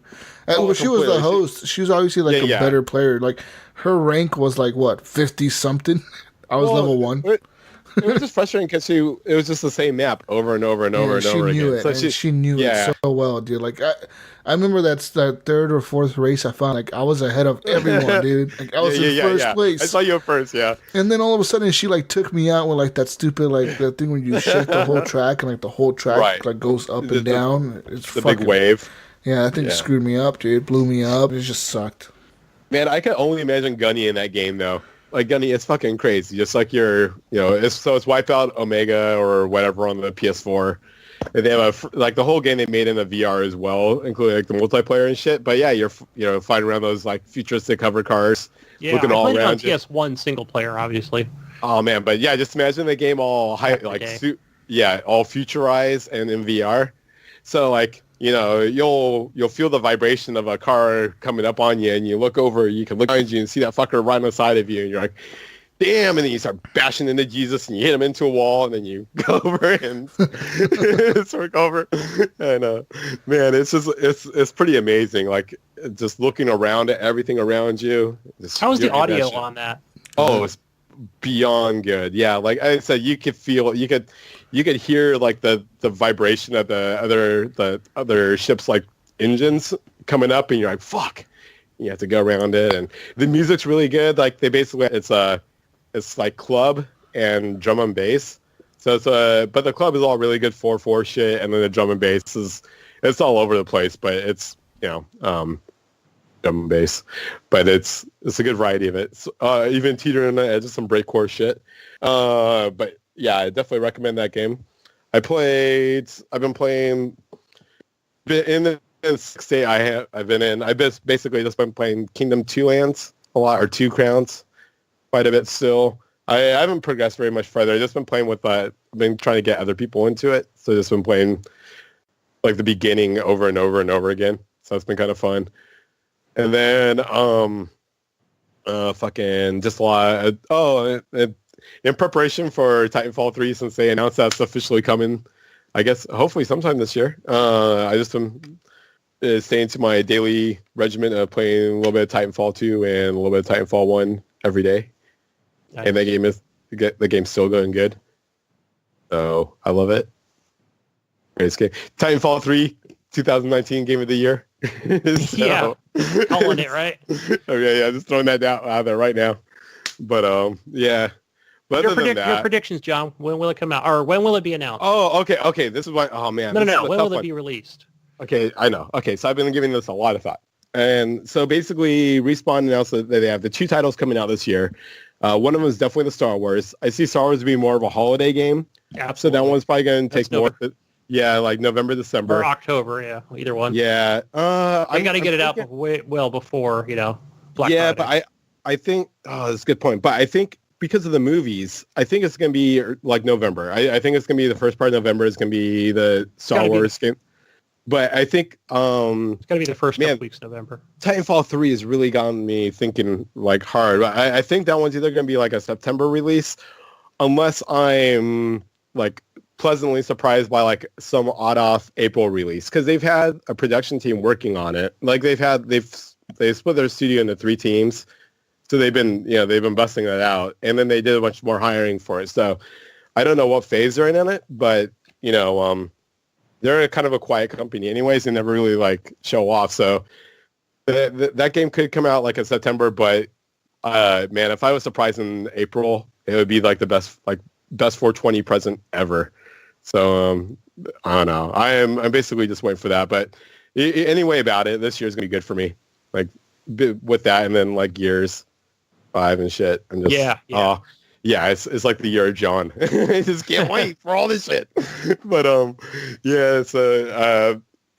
So but in the meantime though, Titanfall 2 pretty much daily, and man, being sick though, I just sucked because I didn't play much. But man, I want to play. I just kept thinking of the games I want to play, and I really want to play some Sea of Thieves, and I really want to get more Deep Rock Galactic in there. Now, Sea of Thieves should be having their update. I forgot if it's February or March. As far as that whole, it seems more of a PvP mode where you have your ship. Everybody has the same goal right in the middle.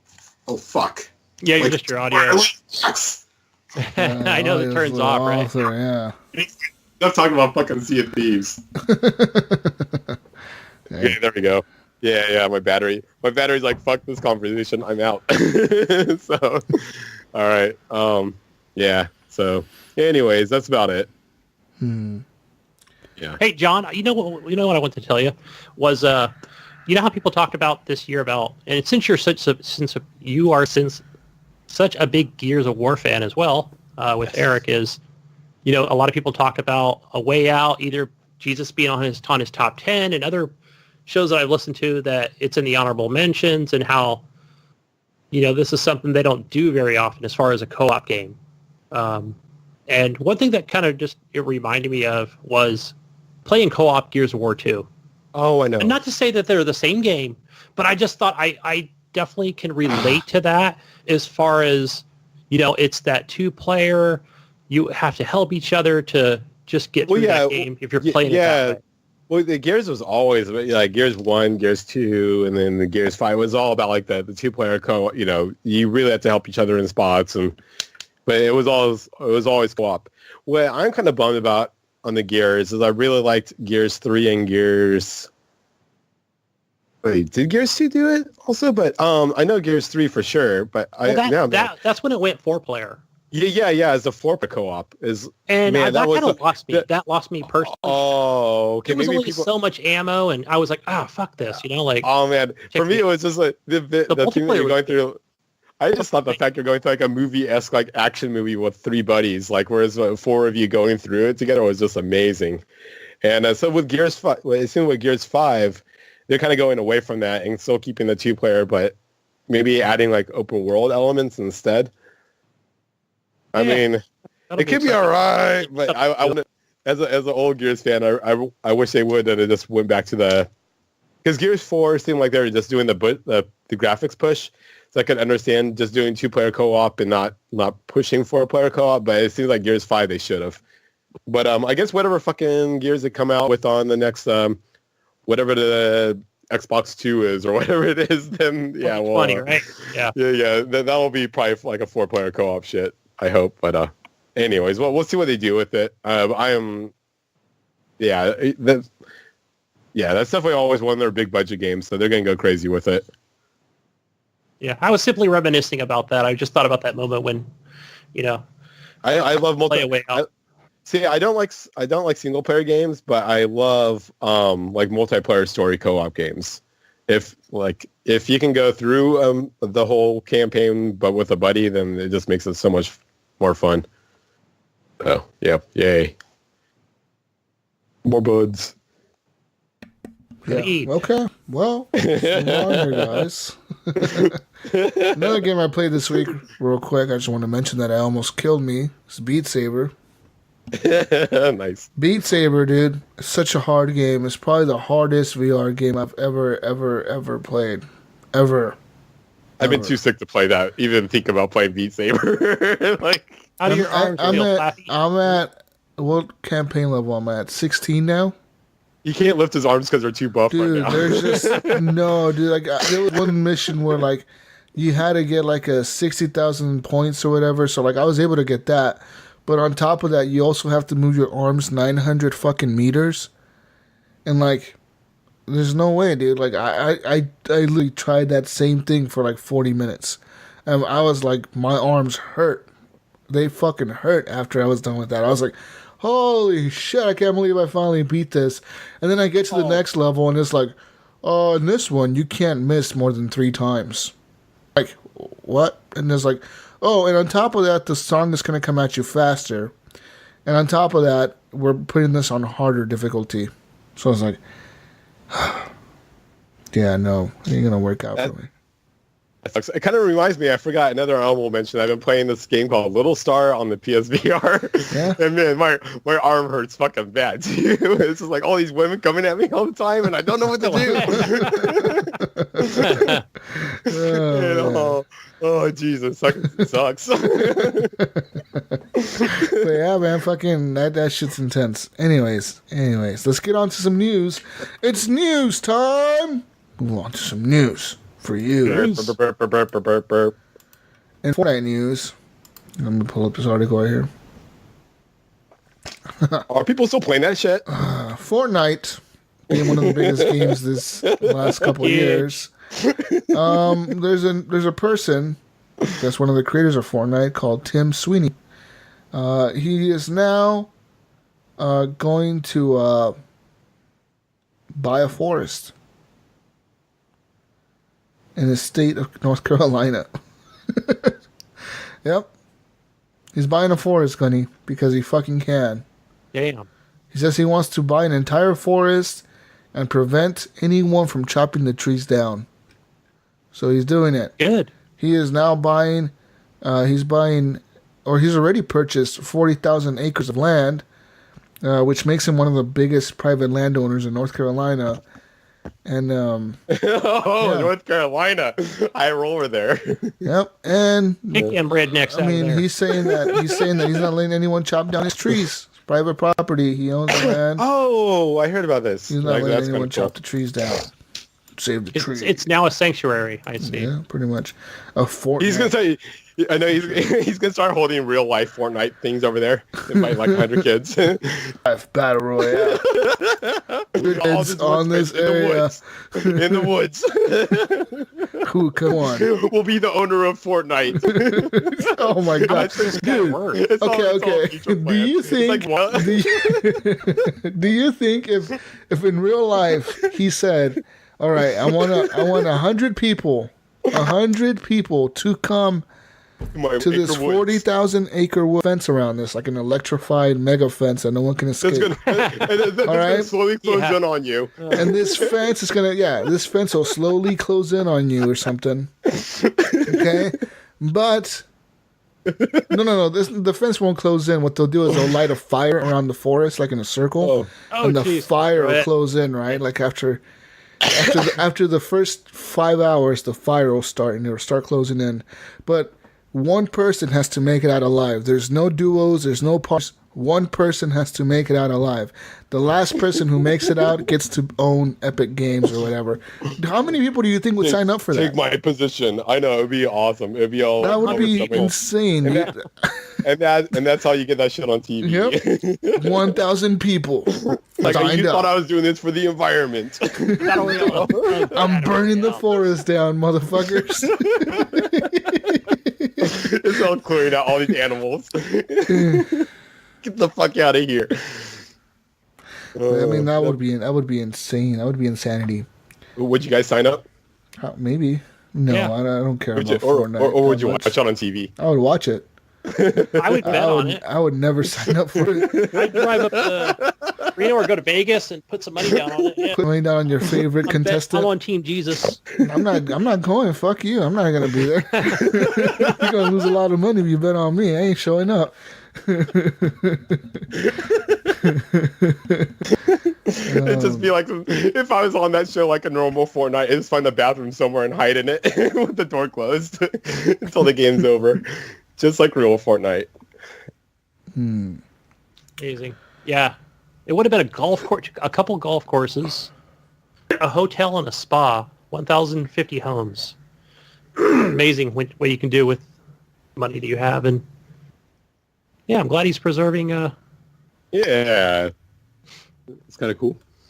In other news, I now have the final version of the Mad Box.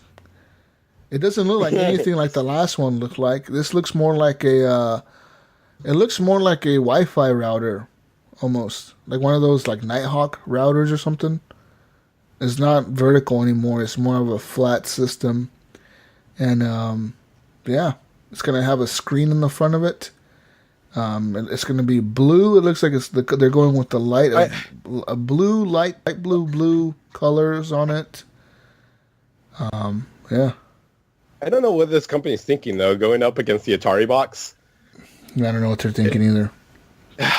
But this is the design they've come up with. This is like this. I don't see the link. I'll just the design we're going with. It might be slightly amended over time, but this is it. Yeah. that console. I mean, I don't know about you guys, but the Mad Box will be okay. I think maybe it's gonna fail for sure. In other news, moving on here to the most important news of the week. I feel like this is the news that made the most headlines the whole week. Is Destiny news. Bungie has announced that they're no longer going to be published by Activision. They plan to self-publish their own games. For example, Destiny 3, more specifically. They're going to self-publish, so they're going to be an indie developer now. The biggest indie developer in the world. Bungie. That's right. So pretty much. I thought I'm trying to think. Rob Shannon said that. I think I saw in the tweet yesterday that that maybe they bought them, that they purchased the rights to Destiny. Am I reading that wrong? What? Yeah, the Activision bought the rights to it. No, you're totally reading that wrong. Well, they might have before, but now with the split, but regardless of whatever happened in the past, like now Bungie and Activision they're no more together, and Bungie has Destiny. Okay. And so it's pretty cool. I mean, we'll see what happens. It's definitely an interesting year for me because I'm going to see what happens with two companies doing the direct reverse from each other.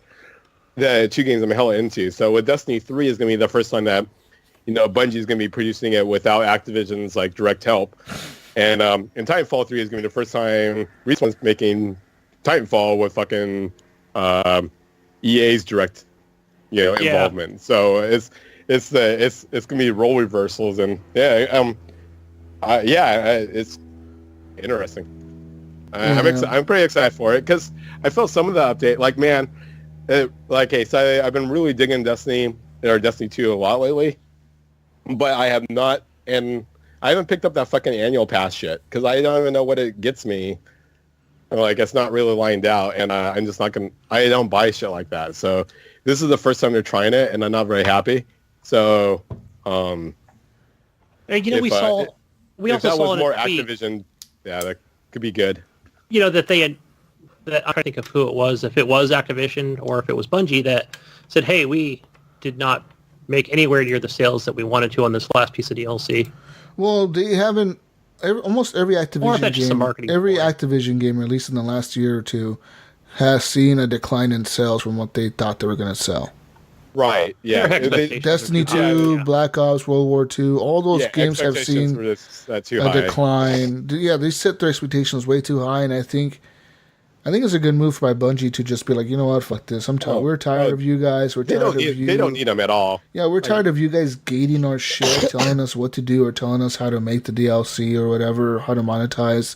And I hope I that bet the Eververse is going to get hit like right away, which is good. And that's the engine that's the pay for system that everybody hates. And I hope That's that why- I hope that by the next time Bungie releases Destiny 3 that they just like, you know what, we're not doing this like timed exclusive DLC anymore. Everyone gets DLC. And I'm hoping that Bungie pushes for cross-platform play. Oh, me too. I was thinking about that also. Yeah, definitely. Because that's the one game that I think would benefit from it highly, having people playing completely. across platforms. You know what I mean? If you can play with PC, Because everybody has their PS4, characters that they've been Xbox. working on, and nobody wants to jump systems and restart that shit. so like I'm hoping, I'm so hoping that as soon as this, you know, because they're already moving through the phases of getting separated or whatever. They've announced it. They're moving through it, but I'm hoping that whatever they're working on next, hopefully they like push for cross-platform. Hopefully they like force Sony to let them do cross-platform. You know what would be good? Well, okay, it probably wouldn't be good if they joined Epic. Oh yeah, no, But that was my first thought. What about Epic? Maybe they're going there. I would just more ingest than anything when I said that. But No, they want to be independent, man. I think they're tired of. I agree. I don't think they should be. They're tired of being bossed around by big companies. First by Microsoft making them make Halo all the time, and they're just forcing them to make Halo. They've even said when they moved to Activision, the reason they left Microsoft is because they were tired of working on Halo. They're like, dude, we love Halo. We like making Halo, but we're tired of making Halo. You know what I mean? We have ideas. Like with this idea of Destiny, we've pitched it to Microsoft. Microsoft didn't like the idea. They wanted us to continue making Halo. That's the whole thing, you know what I mean? Like they had this Destiny idea for years and years and years, and Microsoft wouldn't let them do it. They're just like, nope, you'll be making Halo again, and more Halo and more Halo and more Halo. And Bungie is like, you know what? Fuck Halo, fuck you, we're leaving. Right. We're gonna make our own game somewhere else. Yeah, and you know, for anybody that was kind of even mad at them for doing the PS4 thing, and that's how Guardians were made. You need money to actually make, you know, content. So I was all in agreement for them to, you know, make some exclusive content if that's what it took to get the extra dollars to make, you know, a better game, whatever. But I mean, 1 was okay. I think 2 was really good. It had a really good story and really good multiplayer.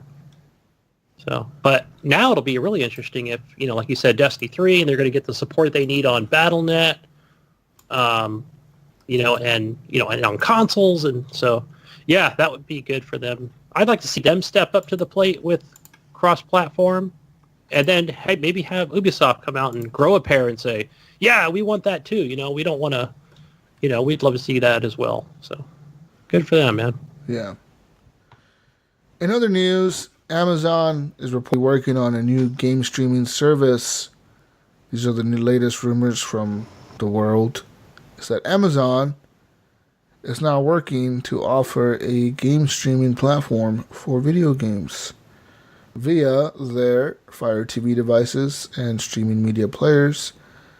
So yeah. Is it the Soldier Boys now working with Amazon? No, it's just Amazon trying to make their own stuff. Yeah. I recognize this controller we're looking at right now. Well, that used to be the controller they used to sell with their Fire Sticks. Remember? Ah, yeah. It has that similar 360 type style, or even a. They used to sell it with their Fire Sticks. I would say to more play of an those, Xbox 360 type. to play those mobile like Android games on there or whatever. Then they got rid of it. Yeah, like something you'd see in an Apple store or something. So. In other news, the Better Business Bureau gave Epic Games a rating of F. An F rating for Epic Games. What? That's right. Pretty much Epic Games got the F rating in Connecticut after the BBB received 279 complaints in the past 3 years. 271 of the 279 complaints were filed just last year. The BBB says that 247 of those 279 complaints have gone unanswered. So that's why they deserve an F rating from the BBB. Which is bullshit. Racking up them bills. Derek Blaze, you got some explaining to do. Isn't he in Connecticut? I thought he was. It's just, who cares? Like, I could guarantee that 275 out of the 279 complaints are parents pissed off that their kids were able to buy V-Bucks with their credit cards on their Xboxes or phones or whatever tablets. they have it tied. Yeah, whatever they have this shit tied to. Mostly their phones, I bet. Like, kids got on their phone, like, I know my mom has her credit card saved for Apple on her phone. So I'm going to download Fortnite and buy the V-Bucks. And that's what they did. Buy this costume. Yep. And Hey, guess what I got for when I bought the graphics card Fortnite. from Amazon? I got Fortnite. V-Bucks, bro? You got all the V-Bucks? So it doesn't say that was part of the deal. Is I got like all these V-Bucks, or I got like the original game or some shit. I'm like, why the fuck I don't want Fortnite? Yeah, bullshit. You should have sold those V-Bucks. I think I have the code. Or trade them for drugs. I probably would have traded them for drugs. You could probably actually legit trade them for drugs nowadays. There's probably like some drug dealer. It's some high school. Some drug dealer out there is accepting V-Bucks. He's accepting V-Bucks for their meth. Some high schooler selling drugs. And my kid got Call of Duty Black Ops 4. Well, like in-game stuff, so. Shit. In other news, Facebook has been recently banning and rejecting video game advertisements for sexually suggestive imagery. So there's plenty of games right now that have come out, and they've been kind of bitching at Facebook because Facebook keeps banning their ads. I know, for example, recently that Grease game that came out on last week or 2 weeks from now, something like that. It was an indie game, came out on Switch and all that shit, Xbox, Steam. That has like one of their pictures got banned on Facebook because they posted like an ad. And it was like, download Grease, now available on Steam or whatever. And they're like, ban, motherfucker, ban. You know, they're like, what the fuck? And apparently it was banned for suggestive nudity. And they were like, there's no nudity in our photo. But Facebook's like, nope, there's a naked person on there. We can see it. It's hidden. We see it. I see a naked Super Meat Boy. He's got a little... I can see the crack in the butt. Where? I think this is... Oh, right on is the that what it picture, is? Oh, that crack on the butt, that's... Look at that. That's naked skin right there. Suggestive nudity right there. I feel it. Agree. But yeah. So pretty much, yeah. Super Meat Boy. Meat. Got their shit banned. And yeah, pretty much the Grease, their launch trailer ad, that's a sexually suggestive scene. Let's all go to a Puritan society. I'm looking at their scene right now. It looks like a lady, maybe in the background is like the shadow of the lady. Could she be nude? Chris, right? She's probably nude. She could be nude. She's probably nude. How? What? No, you can't even. Is she nude? It doesn't Gunny? even look like it. Does it look like she's nude? No, it doesn't. Looks like she's nude to me. What's your opinion? Ban this. I'm getting horny just looking at this picture. Sorry, guys, I gotta go. I mean, no wonder Facebook banned this.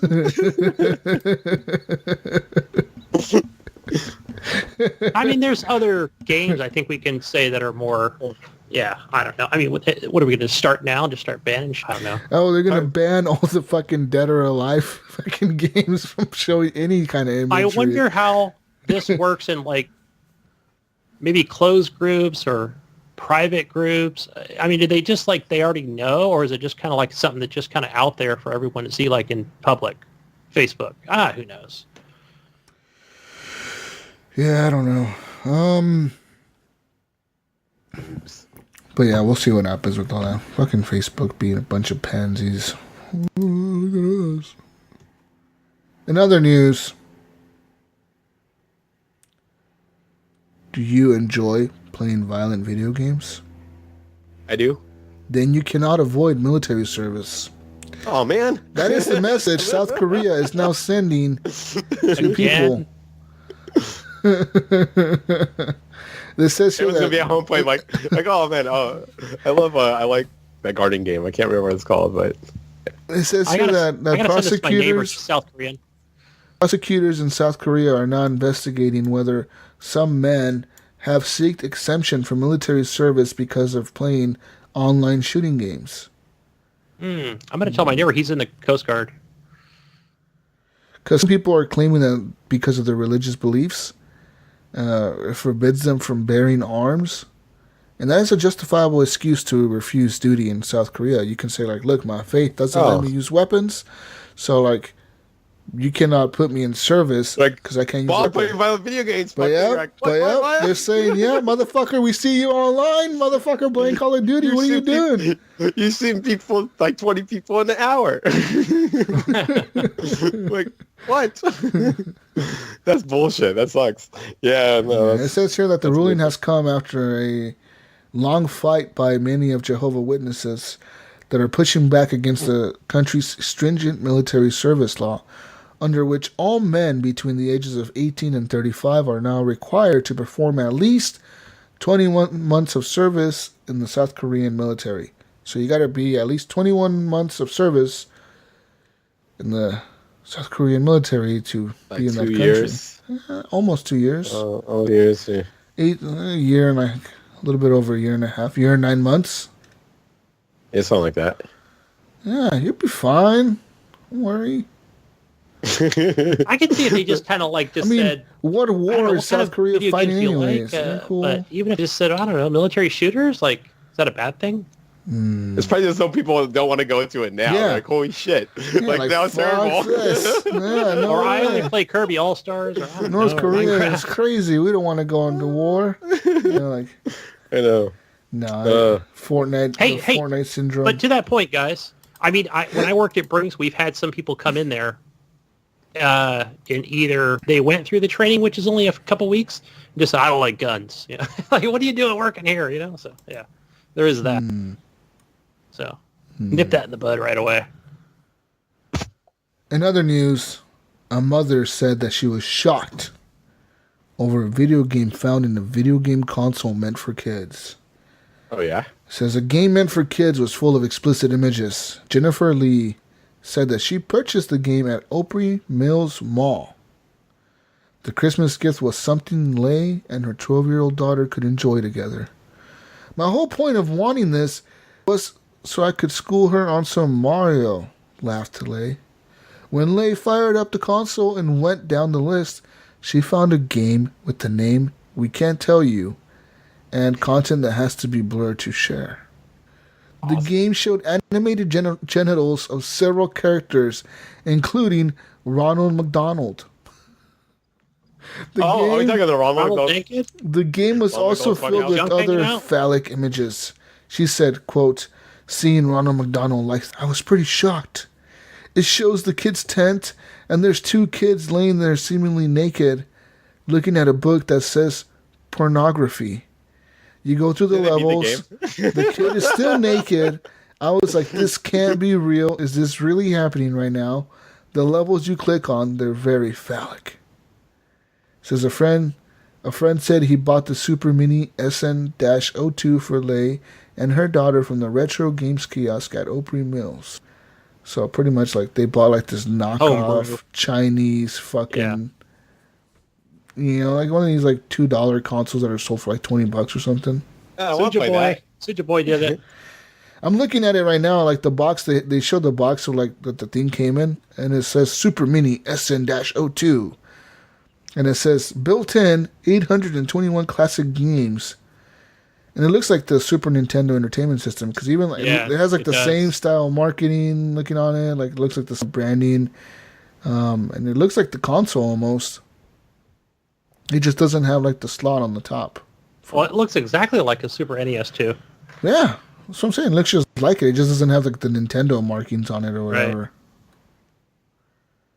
But I've seen this before. I've seen it before. You bought it before, Gunny? No, I've seen it. Shit, where did I see it at? I don't know. It probably was at the mall or something. Are you or some playing store. Naked Ronald McDonald game? No, I want to know where this game is. I want to get some homebrew going. You know, play this. Not. Big Mac attack. Shit. Well, that's what you get for buying a cheap knockoff frickin' console. Yeah. Out of a vending machine. Yeah. That's might have where I've seen it at. But that's all I have for news, guys. Let's move on to community questions. You can leave us questions every week, all the weeks, over at feedback@horriblegamers.com. That's our email address. You can just email it to us or message us on Facebook or message us on the group. Message our Facebook page. We'll get that message as well. You can message us personally on our gamer tags. Join the group, post in there. Join our Discord, post in there.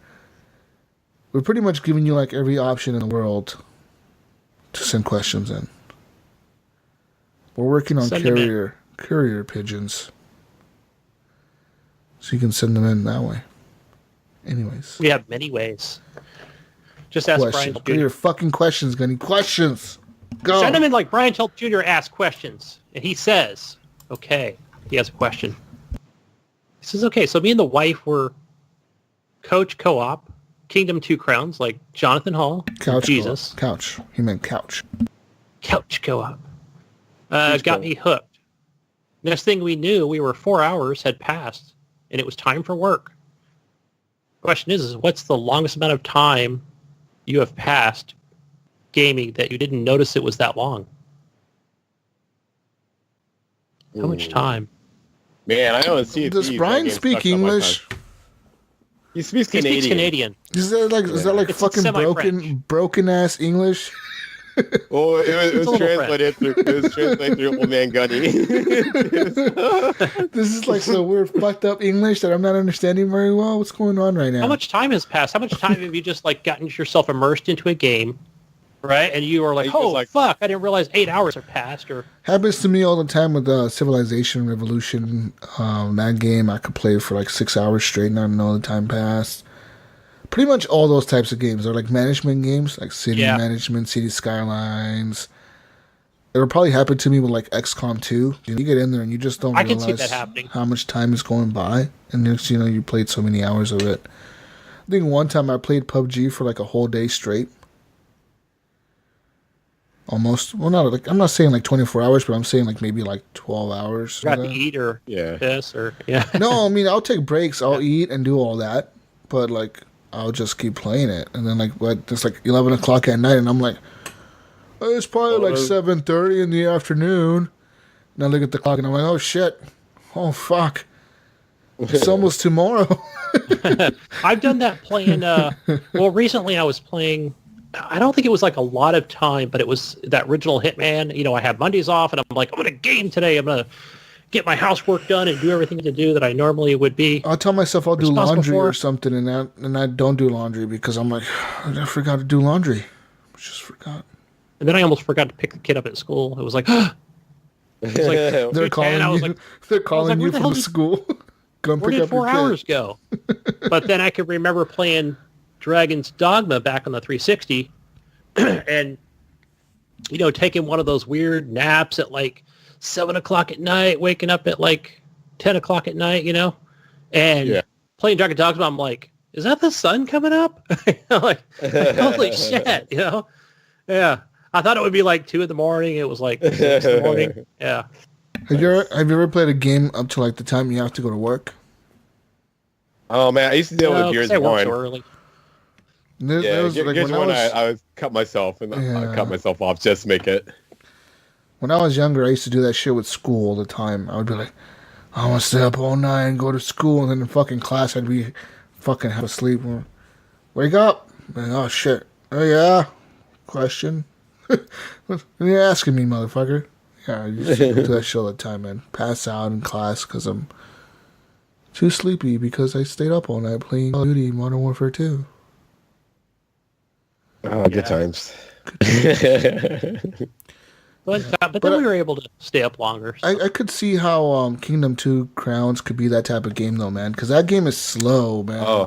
Oh, it is. So, yeah, and then you get to Winter, and you're just like, all right, Jonathan, we're going to spend 1 hour fucking trying to defend these walls with no money. You're trying to maximize your time, too. So you're thinking the course of a day, you still have like a little time to kill. But even in real life, each of those days is probably like 15 minutes. And then, 4 days goes by like that. And yeah, they're not 15 minutes. They're more like a minute each or 2 minutes each.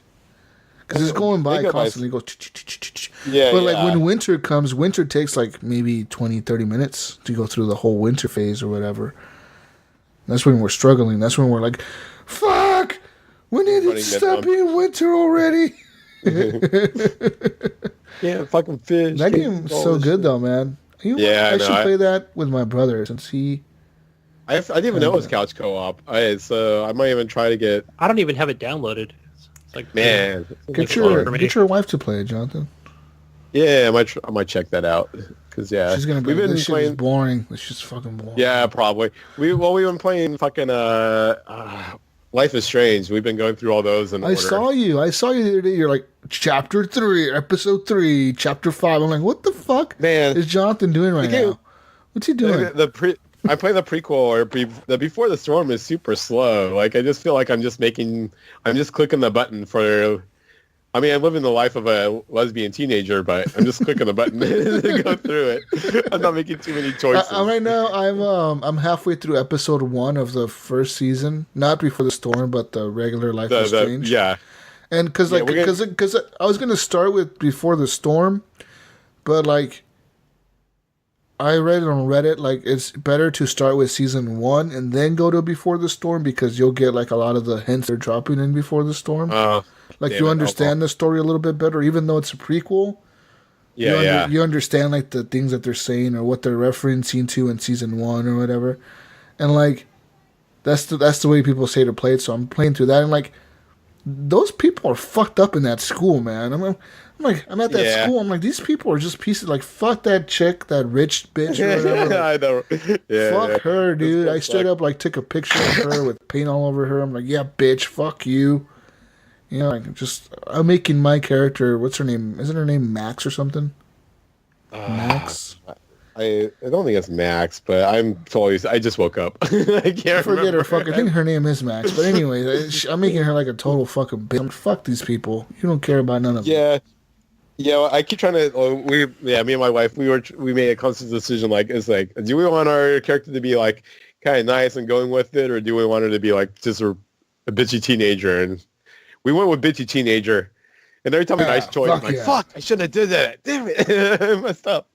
So I went with bitchy teenager because like, there's some shit that happens in that game when you're like,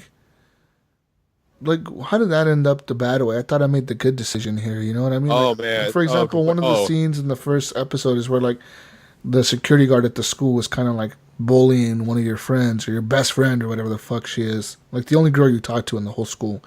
And then like you have an option to like confront him or like stay back. Chloe. No, Chloe's her friend. It is Max. Oh, close. It is Max. Okay, sorry. Chloe's the chick with the Sean blue hair. Talking about her. Yeah, okay, yeah, you guys are right. And like, there's like a scene, right, where like you're seeing, like you're walking back to your parking lot or something to meet your guy friend. I forget his fucking name. Irrelevant dude. Friend zone guy. You're going to meet him in the parking lot. And you're fucking walking and you see like the cop security guard or whatever, rent-a-cop, bullying your friend Chloe, which I think is one of the girls in the game.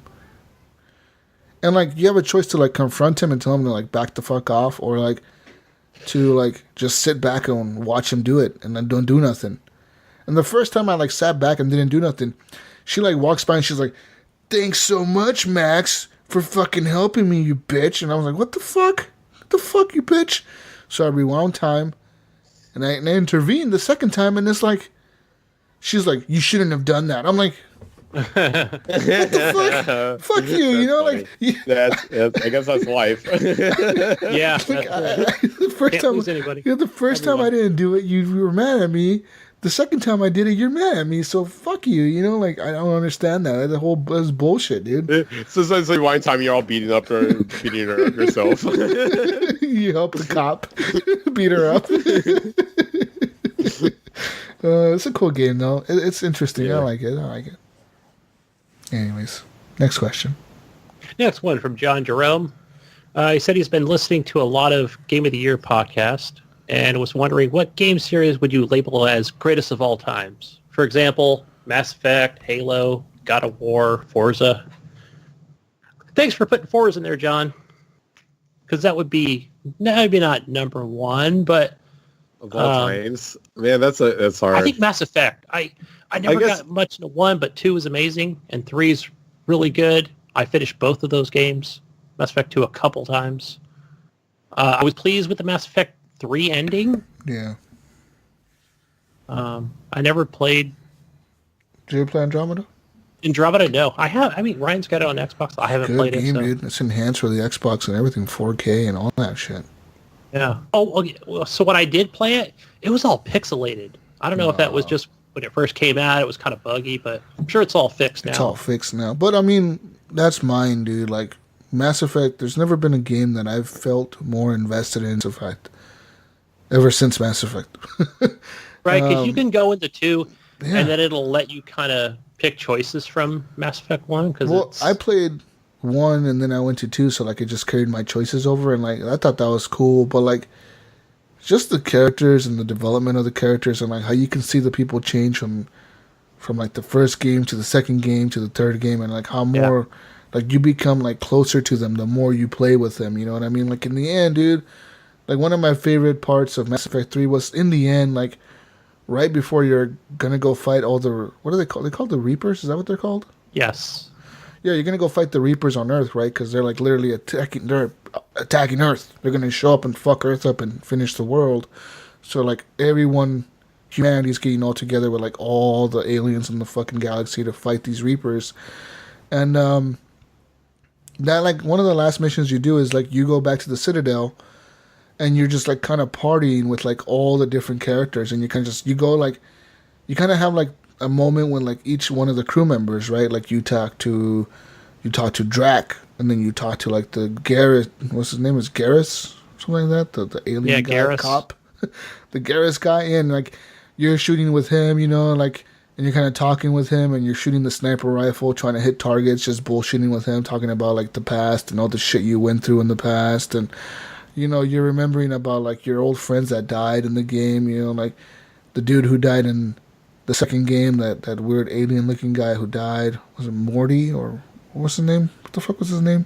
It was Morty. You're talking about Mass Effect 3 when you're on that planet and you're just about to you're in war, but it's just the brink of destruction. That was a and great you're kind of just moment. You're just partying, man, and then like and you're and you go to the club, and you go to the club, and everyone's at the club, like the whole entire crew of like the what the fuck is this ship called now? The Normandy. Yeah. Fuck, man. Like I forget all these fucking names. I was trying to think of like what number it was. Yeah, the crew of the Normandy.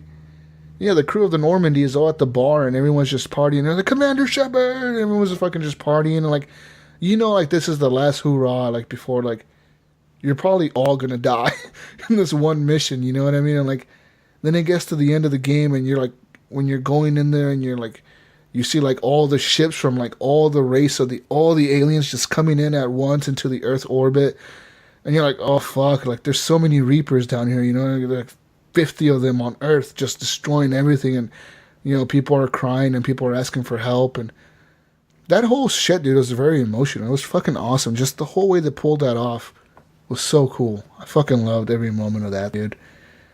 And it's my favorite series by far. Like every time I talk about it, I want to go play it again. I just don't know where to start. You know what I mean? I don't know if I should go to 2 or 3. I would think you'd start from 2, and then you pick the choices that you want to pick this time. Maybe something different from what you did in 1, and then just go from there. And then just go all the way to the end of 3. It's such I think there's just a couple different ways to play it. Man. It's such a cool story, dude. I loved it. And I loved Andromeda too, man. Andromeda was a interesting story. Jesus, Yeah. right? Yeah. 200 years after all that shit went down, they sent like a ship out to find a new Earth or whatever, and like you realize this new galaxy is all fucked up too. Like it's all fucked. We're all fucked everywhere. I mean, What about The Witcher? Did you play Witcher 2 Assassins of Kings or something? I played a little bit of Witcher 2, not much of it. I didn't like the combat in it, but like I said, Witcher 3... It was crabby. I've played some of it. I think you could remap your controller now, but... I like play it that way. Witcher 3 is cool, man, but to me... I still just like Mass Effect more. I don't know what it is about it. Maybe it's the space theme or the crew, the people in it. I feel more connected to the series than I do to Geralt and his people, like Ciri and Jennifer and all those motherfuckers, you know? Yeah. Yeah, and Halo, I've never gotten into Halo. Forza, I guess you could say it's a series. It's just something out every year, you know? Really every other year they release a different version. What do you get attached to in Forza? Like the cars? I'm attached to the Ferraris. Right. I remember Forza 1. I would put Gears on that list for me. Gears is good too. Like but for all the same reasons that you said, all the shit characters, man. Yeah. But even just playing through them, all those characters just mean more and more to you. Like when Dom sacrifices himself, and you're like, and you're like, Gears 3. You're just like hoping he like dives out of the truck last second, but he doesn't. He's just like full speed going down there. You're like, oh man, like what the fuck, dude.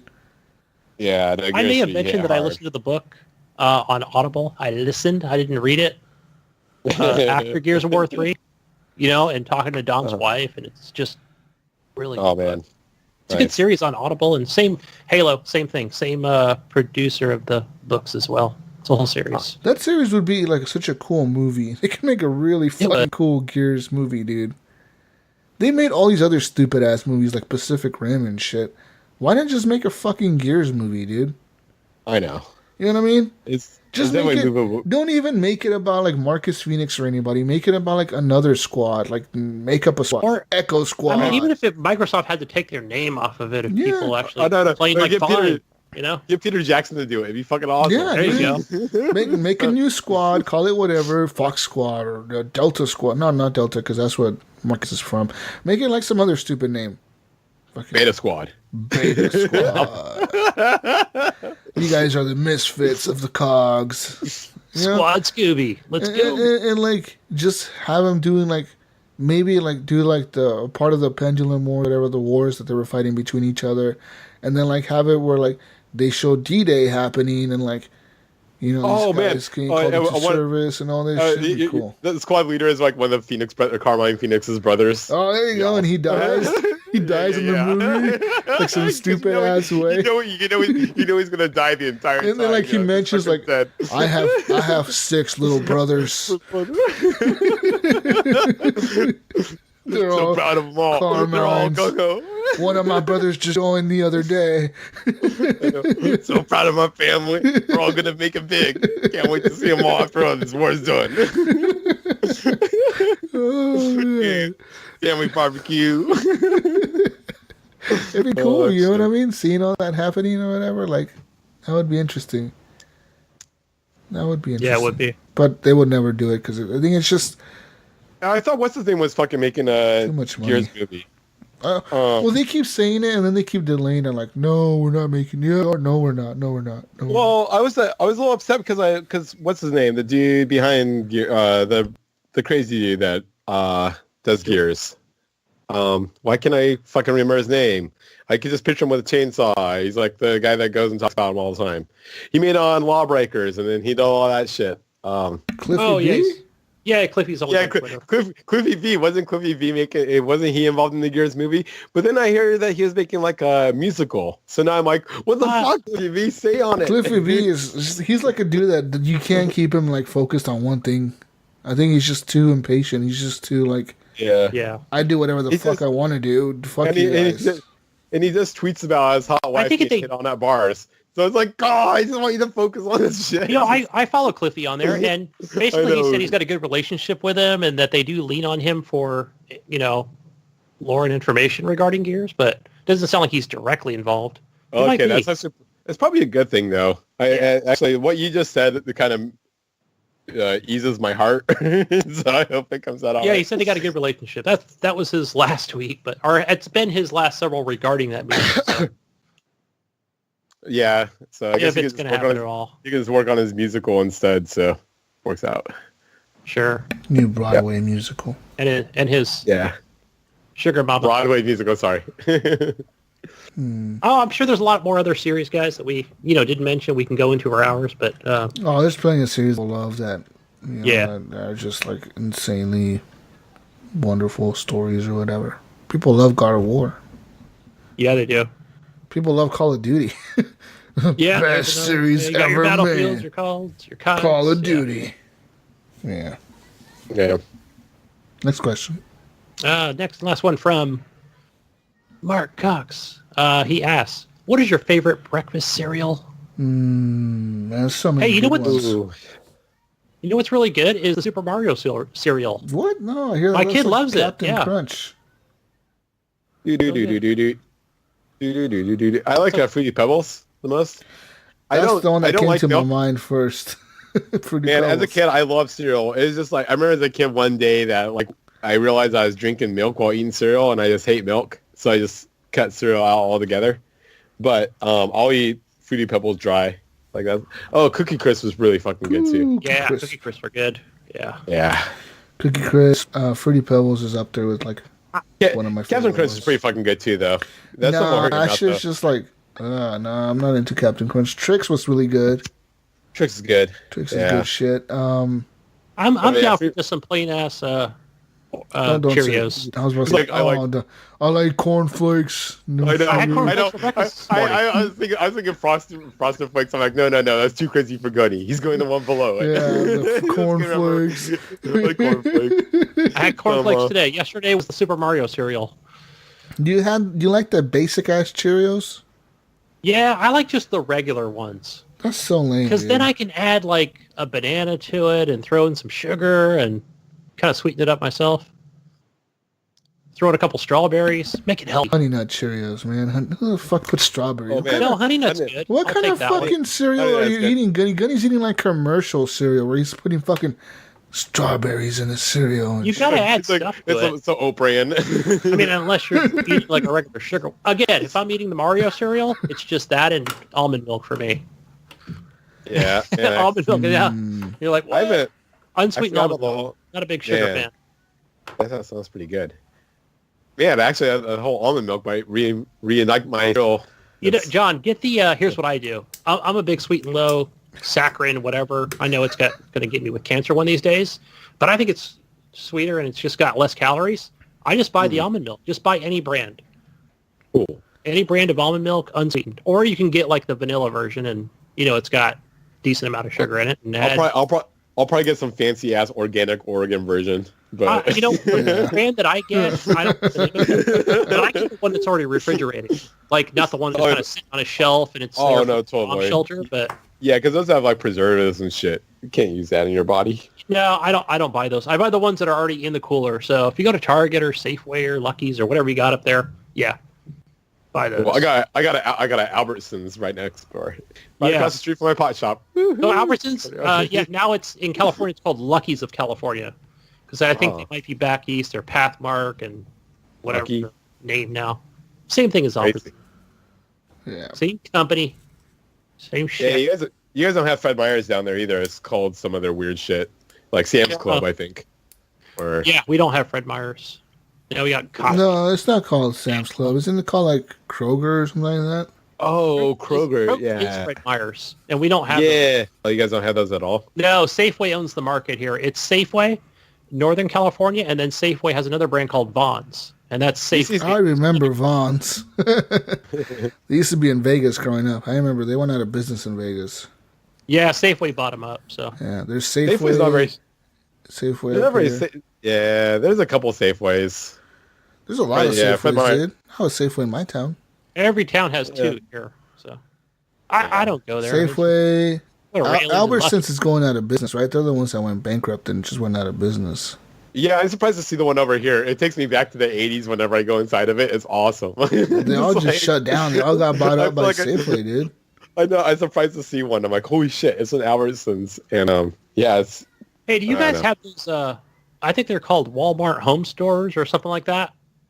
They're basically not like a normal Walmart. They've got like some food the, and the grocery version. They Yeah. opened one up, but it didn't like. They opened one up by me, but it lasted like a year, and now it's like a fitness. It's like a fitness gym. yeah, I've noticed that too. It's either becoming a fitness gym or a Walmart home store.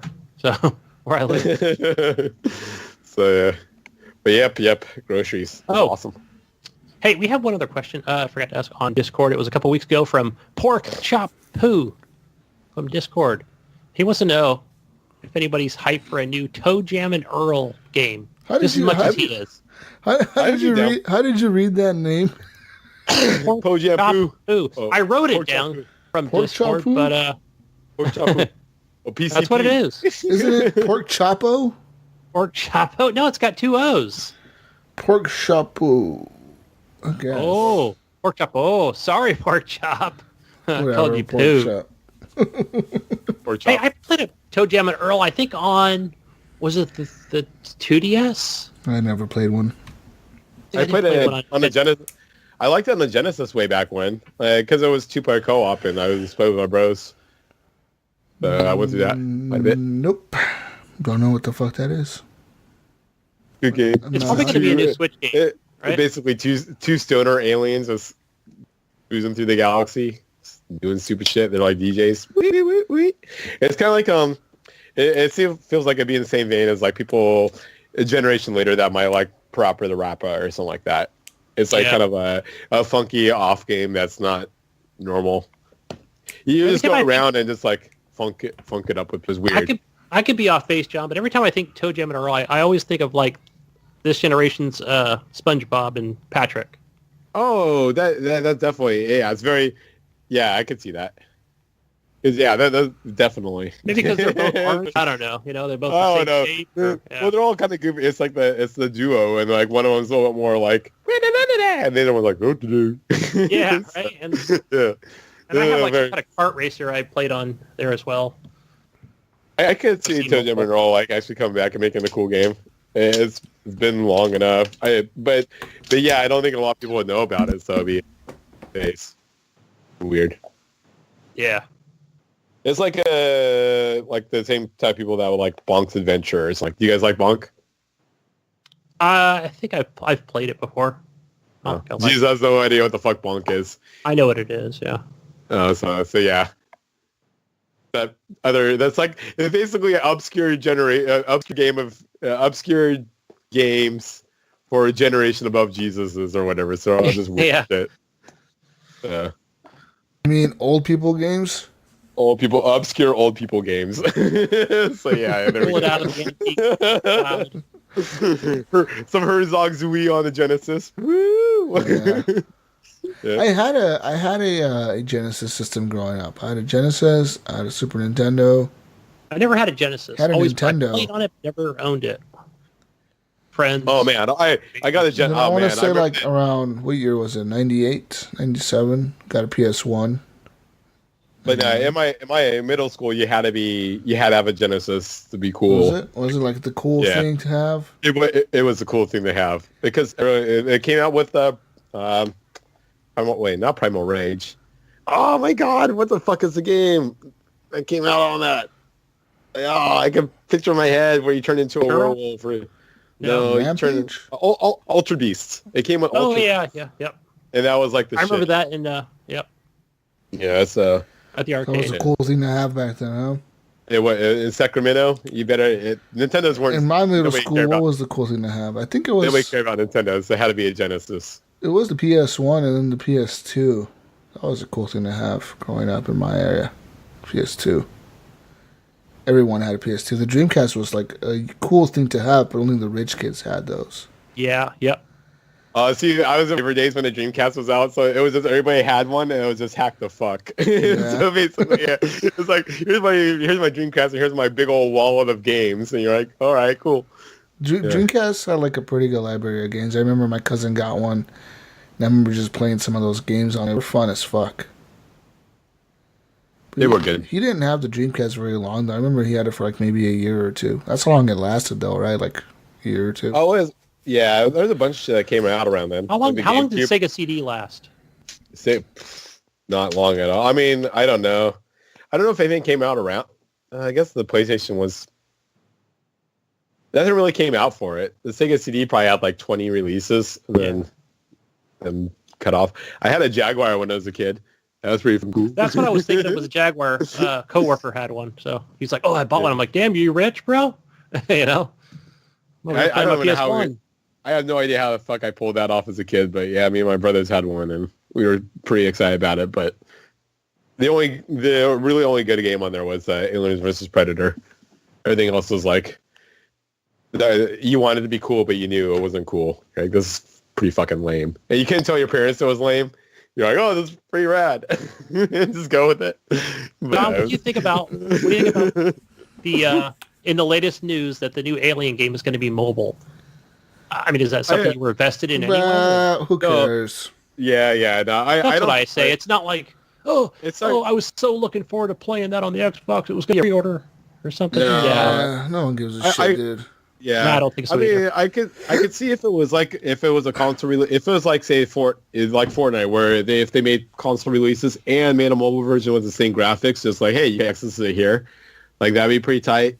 I don't know what they're going for on this one. To me, I think that they might go for like an AR, augmented reality experience. What I would like to see, as far as Alien wise, it'd be awesome if like you and 100 people were in it. Your alien is in your house and he's gonna hunt you, so you have to outrun him with the camera on your phone. Yeah. Nah, they don't do. I don't think it might be some top-down silliness, but No, it's gonna be lame. It might be like $5.99 on the App Store. Who cares? Oh wait. Was that your guys' pitches of Alien games? Well, my pitch is an AR game where you're in your house and the alien is in your house and you can see through your camera. Oh shit! And you gotta find the alien. That'd be a good way to fuck your kid up. And you got like the little. You're like, here, check this out. There's an alien in the house. Oh yeah, take your phone around. And right? you have the like the motion track going. Anytime you're bad, this thing will get mad at you. Anytime you're a bad kid, it knows. Yeah. Oh man, no, I would like to see like a thing where like it's like you and 100 people are on this like space station, and an alien instance happens. So like basically last one to survive would be kind of cool. So if there's like a bunch of players. So you got not so much a battle royale, but then you've got that scanner. Remember the scanner? Like beep, beep.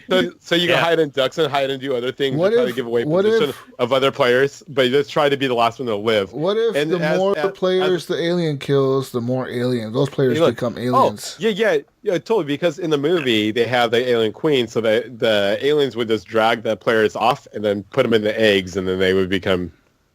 Well, they become food or hosts for the alien eggs that hatch out.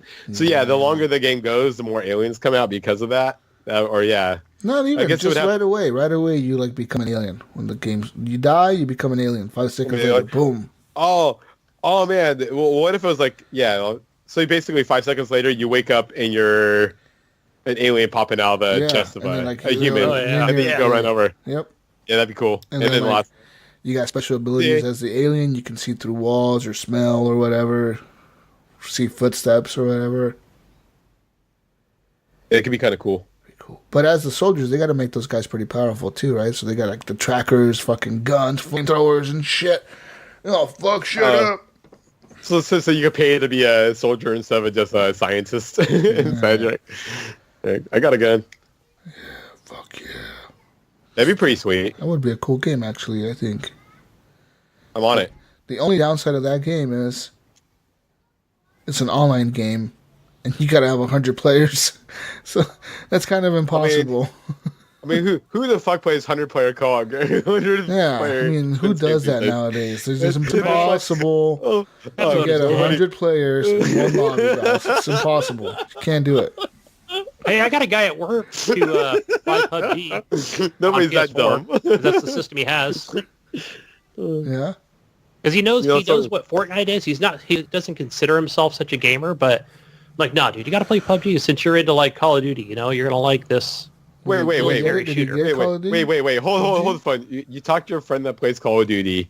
into buying PUBG instead of buying Call of Duty 4? No. Instead of buying Or instead of playing, does he have Call of Duty Black Ops 5 or whatever the new Black Ops? He has World at War 2. He's a little behind the curve on gaming. So why didn't you talk him into the new Call of Duty? What kind of friend are you? He just derailed the fuck out of you. I don't know. I think because he was saying that he gets I think because it was only $20 versus, 60? Something that's going to be like probably 50 or 60. Or 40 or, yeah. Yeah. Why didn't you get him to buy a Game Pass? He's on PS4. He's on PS4. Oh, lame. Okay. Because at first I wanted to tell him he couldn't play PUBG, and I was like, wait a minute, hold on. Wait, it's on PS4 now. He goes, it is? And he goes, I go, yeah, so. And you're going to be the only one in there playing? I know. Like, no, because I could never find a lobby. There were a couple other people in the store that were like, oh, PUBG rules. So that's what kind of got, that conversation rolling. So then I'm like, Xbox, and they're like, PC. I was like, okay, so we're all three of us are on different systems. So like, fine, PS4. If you would have told him to play Fortnite, he could play with people on Xbox. Yeah, and so he had even said, he had even mentioned first that he goes, I don't like the building aspect. I'm like, hey, I'm in the same boat. It's not for me either. I said, if we were 12, or 18 or whatever it is, but, since he was 26, and I'm an old guy, and I'm just like, you got to play the military shooter. Mm-hmm. And I said, it's fairly cheap. It's cheaper than Black Ops 4, so, if money's an issue, so. I think I steered him in the right direction. He'd like it. It's only $20 on PS4. I thought it was $30. I thought, I don't know. I just threw that number out there, but now you're going to make me look before I text him again and make sure. Tell him to get an Xbox. Don't think of Call of Duty. There's so many more fucking people playing that game, and it has more. Yeah, well, I think he got it for his birthday or Christmas or something. So it's not like us, man. We just go out and buy new consoles. Speaking of PCs and yeah. we were just talking about PCs. I posted it in Discord. I haven't put it on the group chat yet because I wanted to talk to you about it first. Well, let me start at the beginning really quick. Okay, so as you guys know, I bought the new monitor. It's like the super nice $500 monitor that I bought from Asus. Yeah, waste of money. Right? PC Master Race. Yeah, I mean, you got to have that, right? 40p. It doesn't have HDR. It's not 4K, but, it's $500, not $1,000. Got the mid-range. And I also bought the GTX 1070 Ti graphics card. That's pretty awesome. Good job. Yeah, so I wanted an upgrade. I've got this 1063 gig. This one's like 8 gigs, So it's going to be an upgrade for me. It cost me almost $1,000, right? So as you know, I've got this iBuyPower PC case. It's compact, right? It's not like super tiny, but it's, it's a decent size case. It's tiny enough. Okay. So hook the monitor up. That's fine. Go to replace the graphics card. I'm like, fuck, this 1070 is like way bigger than what it should be for the case. I could damn near get it in there, but then I can't use any the, what are they called? The PC plugs or whatever to make it actual 1440 display port, right? Oh, okay. Can't use any of the ports at the bottom. I'm like, God damn it, right? So what are my options, right? I told the wife, I'm like, all right, you can return it. The thing's like $500. So I can return it. I can get a PS4, get a headset with it, maybe a gift card, game or something. Yeah, PSVR. Do it. Tell you what, I talked to Theo in Discord. Talked to my PC cohorts, and I had already looked at like a case, like a midsize. And, they range anywhere from like $70 to $300, Wait, it's a big deal right now that your monitor doesn't fit in your monitor space? The what now? Your computer monitor doesn't fit in your monitor case? Because then... No, like the monitor, like what I'm looking at you right now is perfectly fine. It's the same size as what I had last time. It's the actual computer case that I can't fit the new hardware in. Gotcha. Okay. Sorry, I was... Because that 1070 Ti is a lot thicker. It's got like a, Yeah. I would say, where the 1060 is like real slim and I see. fits in there nice. And it's but, big enough to where you don't have access to the ports because of how... Okay. Right. Yeah, and besides, I mean, it was just a bitch to try and fit in there anyway. It would have been like it sits right up against the power supply. Again, being that like compact case. So anyway, I put one in the cart, and finally, I was hoping the wife was going to get me a PS4. She's like, "Oh, your gift's here." I'm like, "Yeah, I got my PS4." She goes, "No." I'm like, "You got the PC case, didn't you?" She goes, "Yeah, I did." So she hates Sony, I guess. But yeah, it was like, damn it, Oh, so close. I'm happy, I get to upgrade my PC. Yeah. No, totally. This case is humongous. I can't give you the exact dimensions on it, but she got you a ginormous case. Does your head fit inside your case? Huh? Can you put the case over your fucking head? Oh my god! No! I just got the greatest idea. Gunny, can you fit a PS4 in that case? Johnathan, look, shit! It sounds like you inside this case.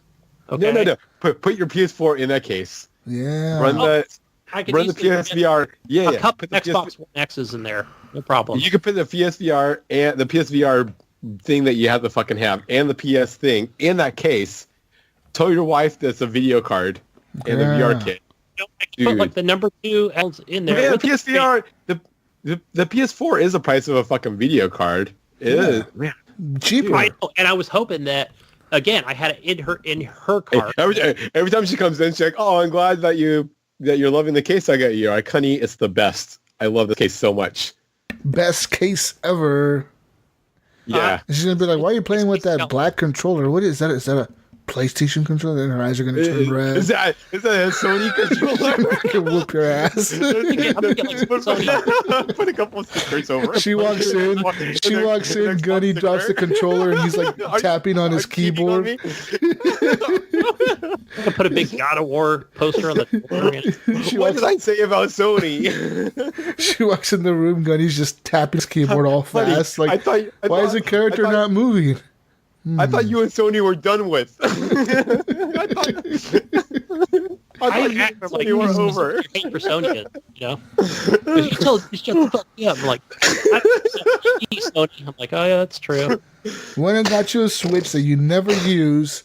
I know. I told I could trade it in. That $300, that would have been more than half of a PS4 already. It would have been a regular PS4 right there. I just want to see Gunny play some PSVR driving games. Right, just a regular ass PS4 is what I wanted. You're and then blown. Its Target doesn't really have a bundle in store. Well, they probably had one on the website. They could have said, "Hey, what kind of PS4 game?" But no.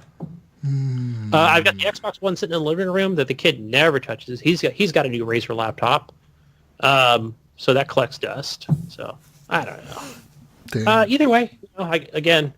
Can't wait to upgrade. I already like the new monitor that I have. It's got, it looks a lot better. It doesn't have that weird lightage.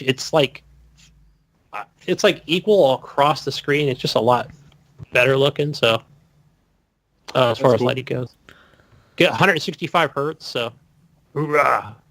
That's pretty cool. In my PSVR, I have a 20-foot by 10-foot monitor. Yeah. That's be crazy. Sorry. Yeah. So, but here's I'm a dick. I don't know. I'm an asshole. I feel so bad. And I already know what everybody's going to say, except for Jesus, right? Because a lot of the PC people, it's so easy, right? Even Ryan says it's so easy. You can hook this all up. I'm sure it is, but I'll probably fry the motherboard in the process. And that's what everybody's next week, Gunny will be like, "Guys, I told my wife that I fried the motherboard." And I told her to, instead of buying me a new motherboard, to give me a PS4, and she bought me an $8,000 motherboard. She's gonna kill me, isn't she?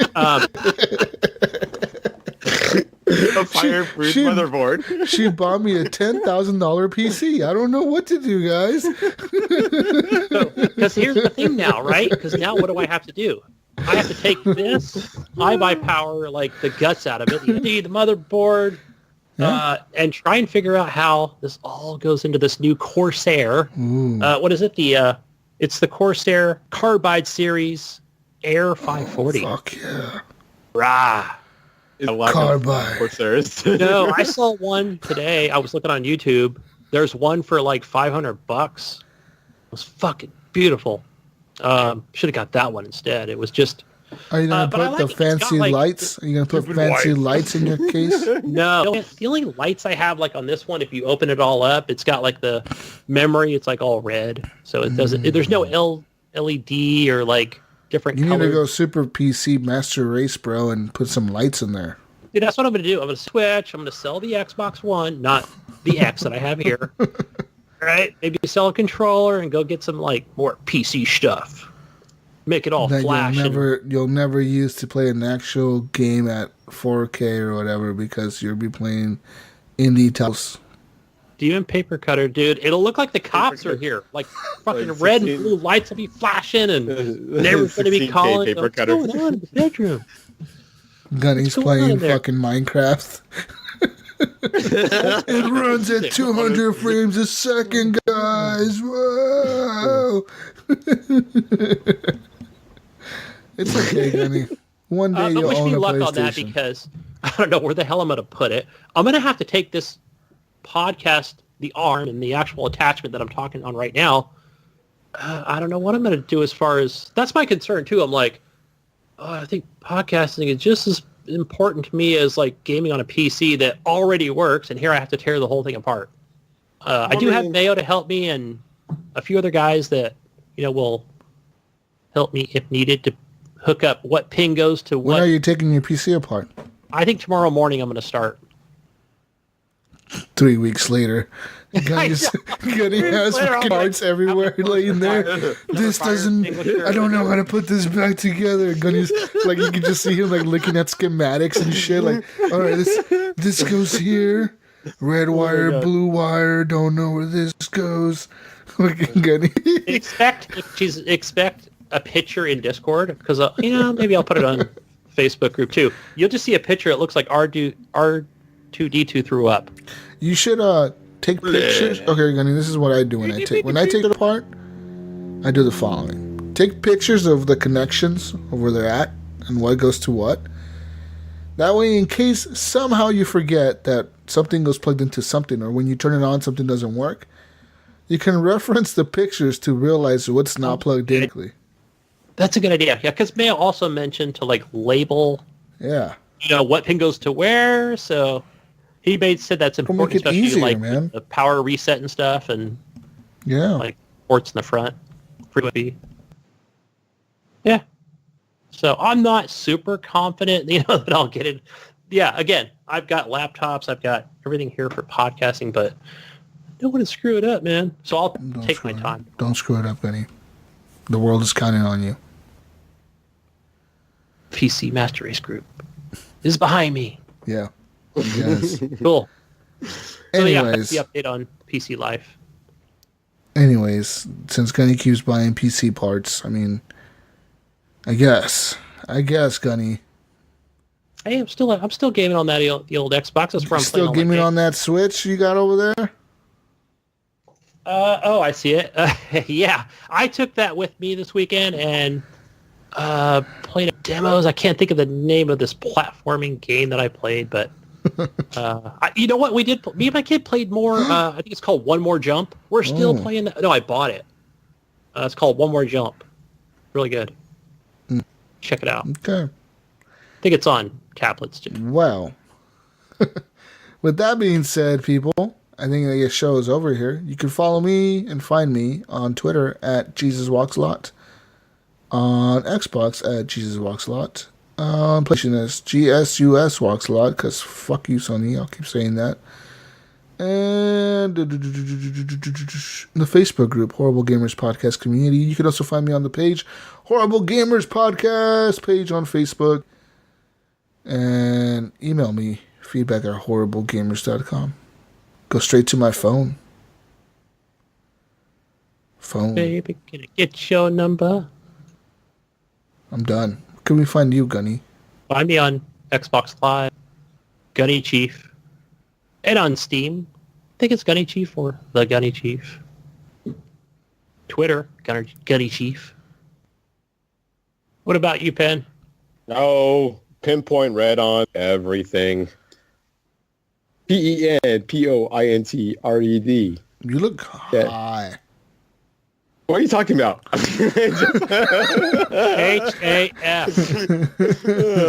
I'm just a little high. I'm just a little high. I'm looking at that raccoon behind you on that disc thing. Oh, it's a painted vinyl by just one raccoon. Is that That a is a band? painted vinyl. A band Yeah, or it's something? an actual vinyl. I like it. No. Just one it's raccoon is like a person? Yeah, he's like a street artist in Portland. He does a lot of cool... His name is just one raccoon? Yeah, and he does a lot of raccoons around town and shit. That's where I see all the Really? raccoons around town. Oh, okay. Yeah, it's a little graffiti dude here in town. He's the guy out there at 2 a.m. looking Painting for raccoons everywhere. Kicking over trash cans. No, I don't think he does that. Getting in fights with dogs. He's dressed like a raccoon painting the walls. You thought Portland had a raccoon problem, but no, it's just one dude. Just one raccoon. One guy just causing all the problems. But yeah, no. I'm working on getting high though. I'm only a little high. So just give me a couple more hours, okay? Well, I want to play still early. some sniper I know, I just like challenge on Hitman, and I want to play some Kingdom 2 Crowns, man. Kingdom 2 Crowns. I'll play with that with you. I'm down. Yeah.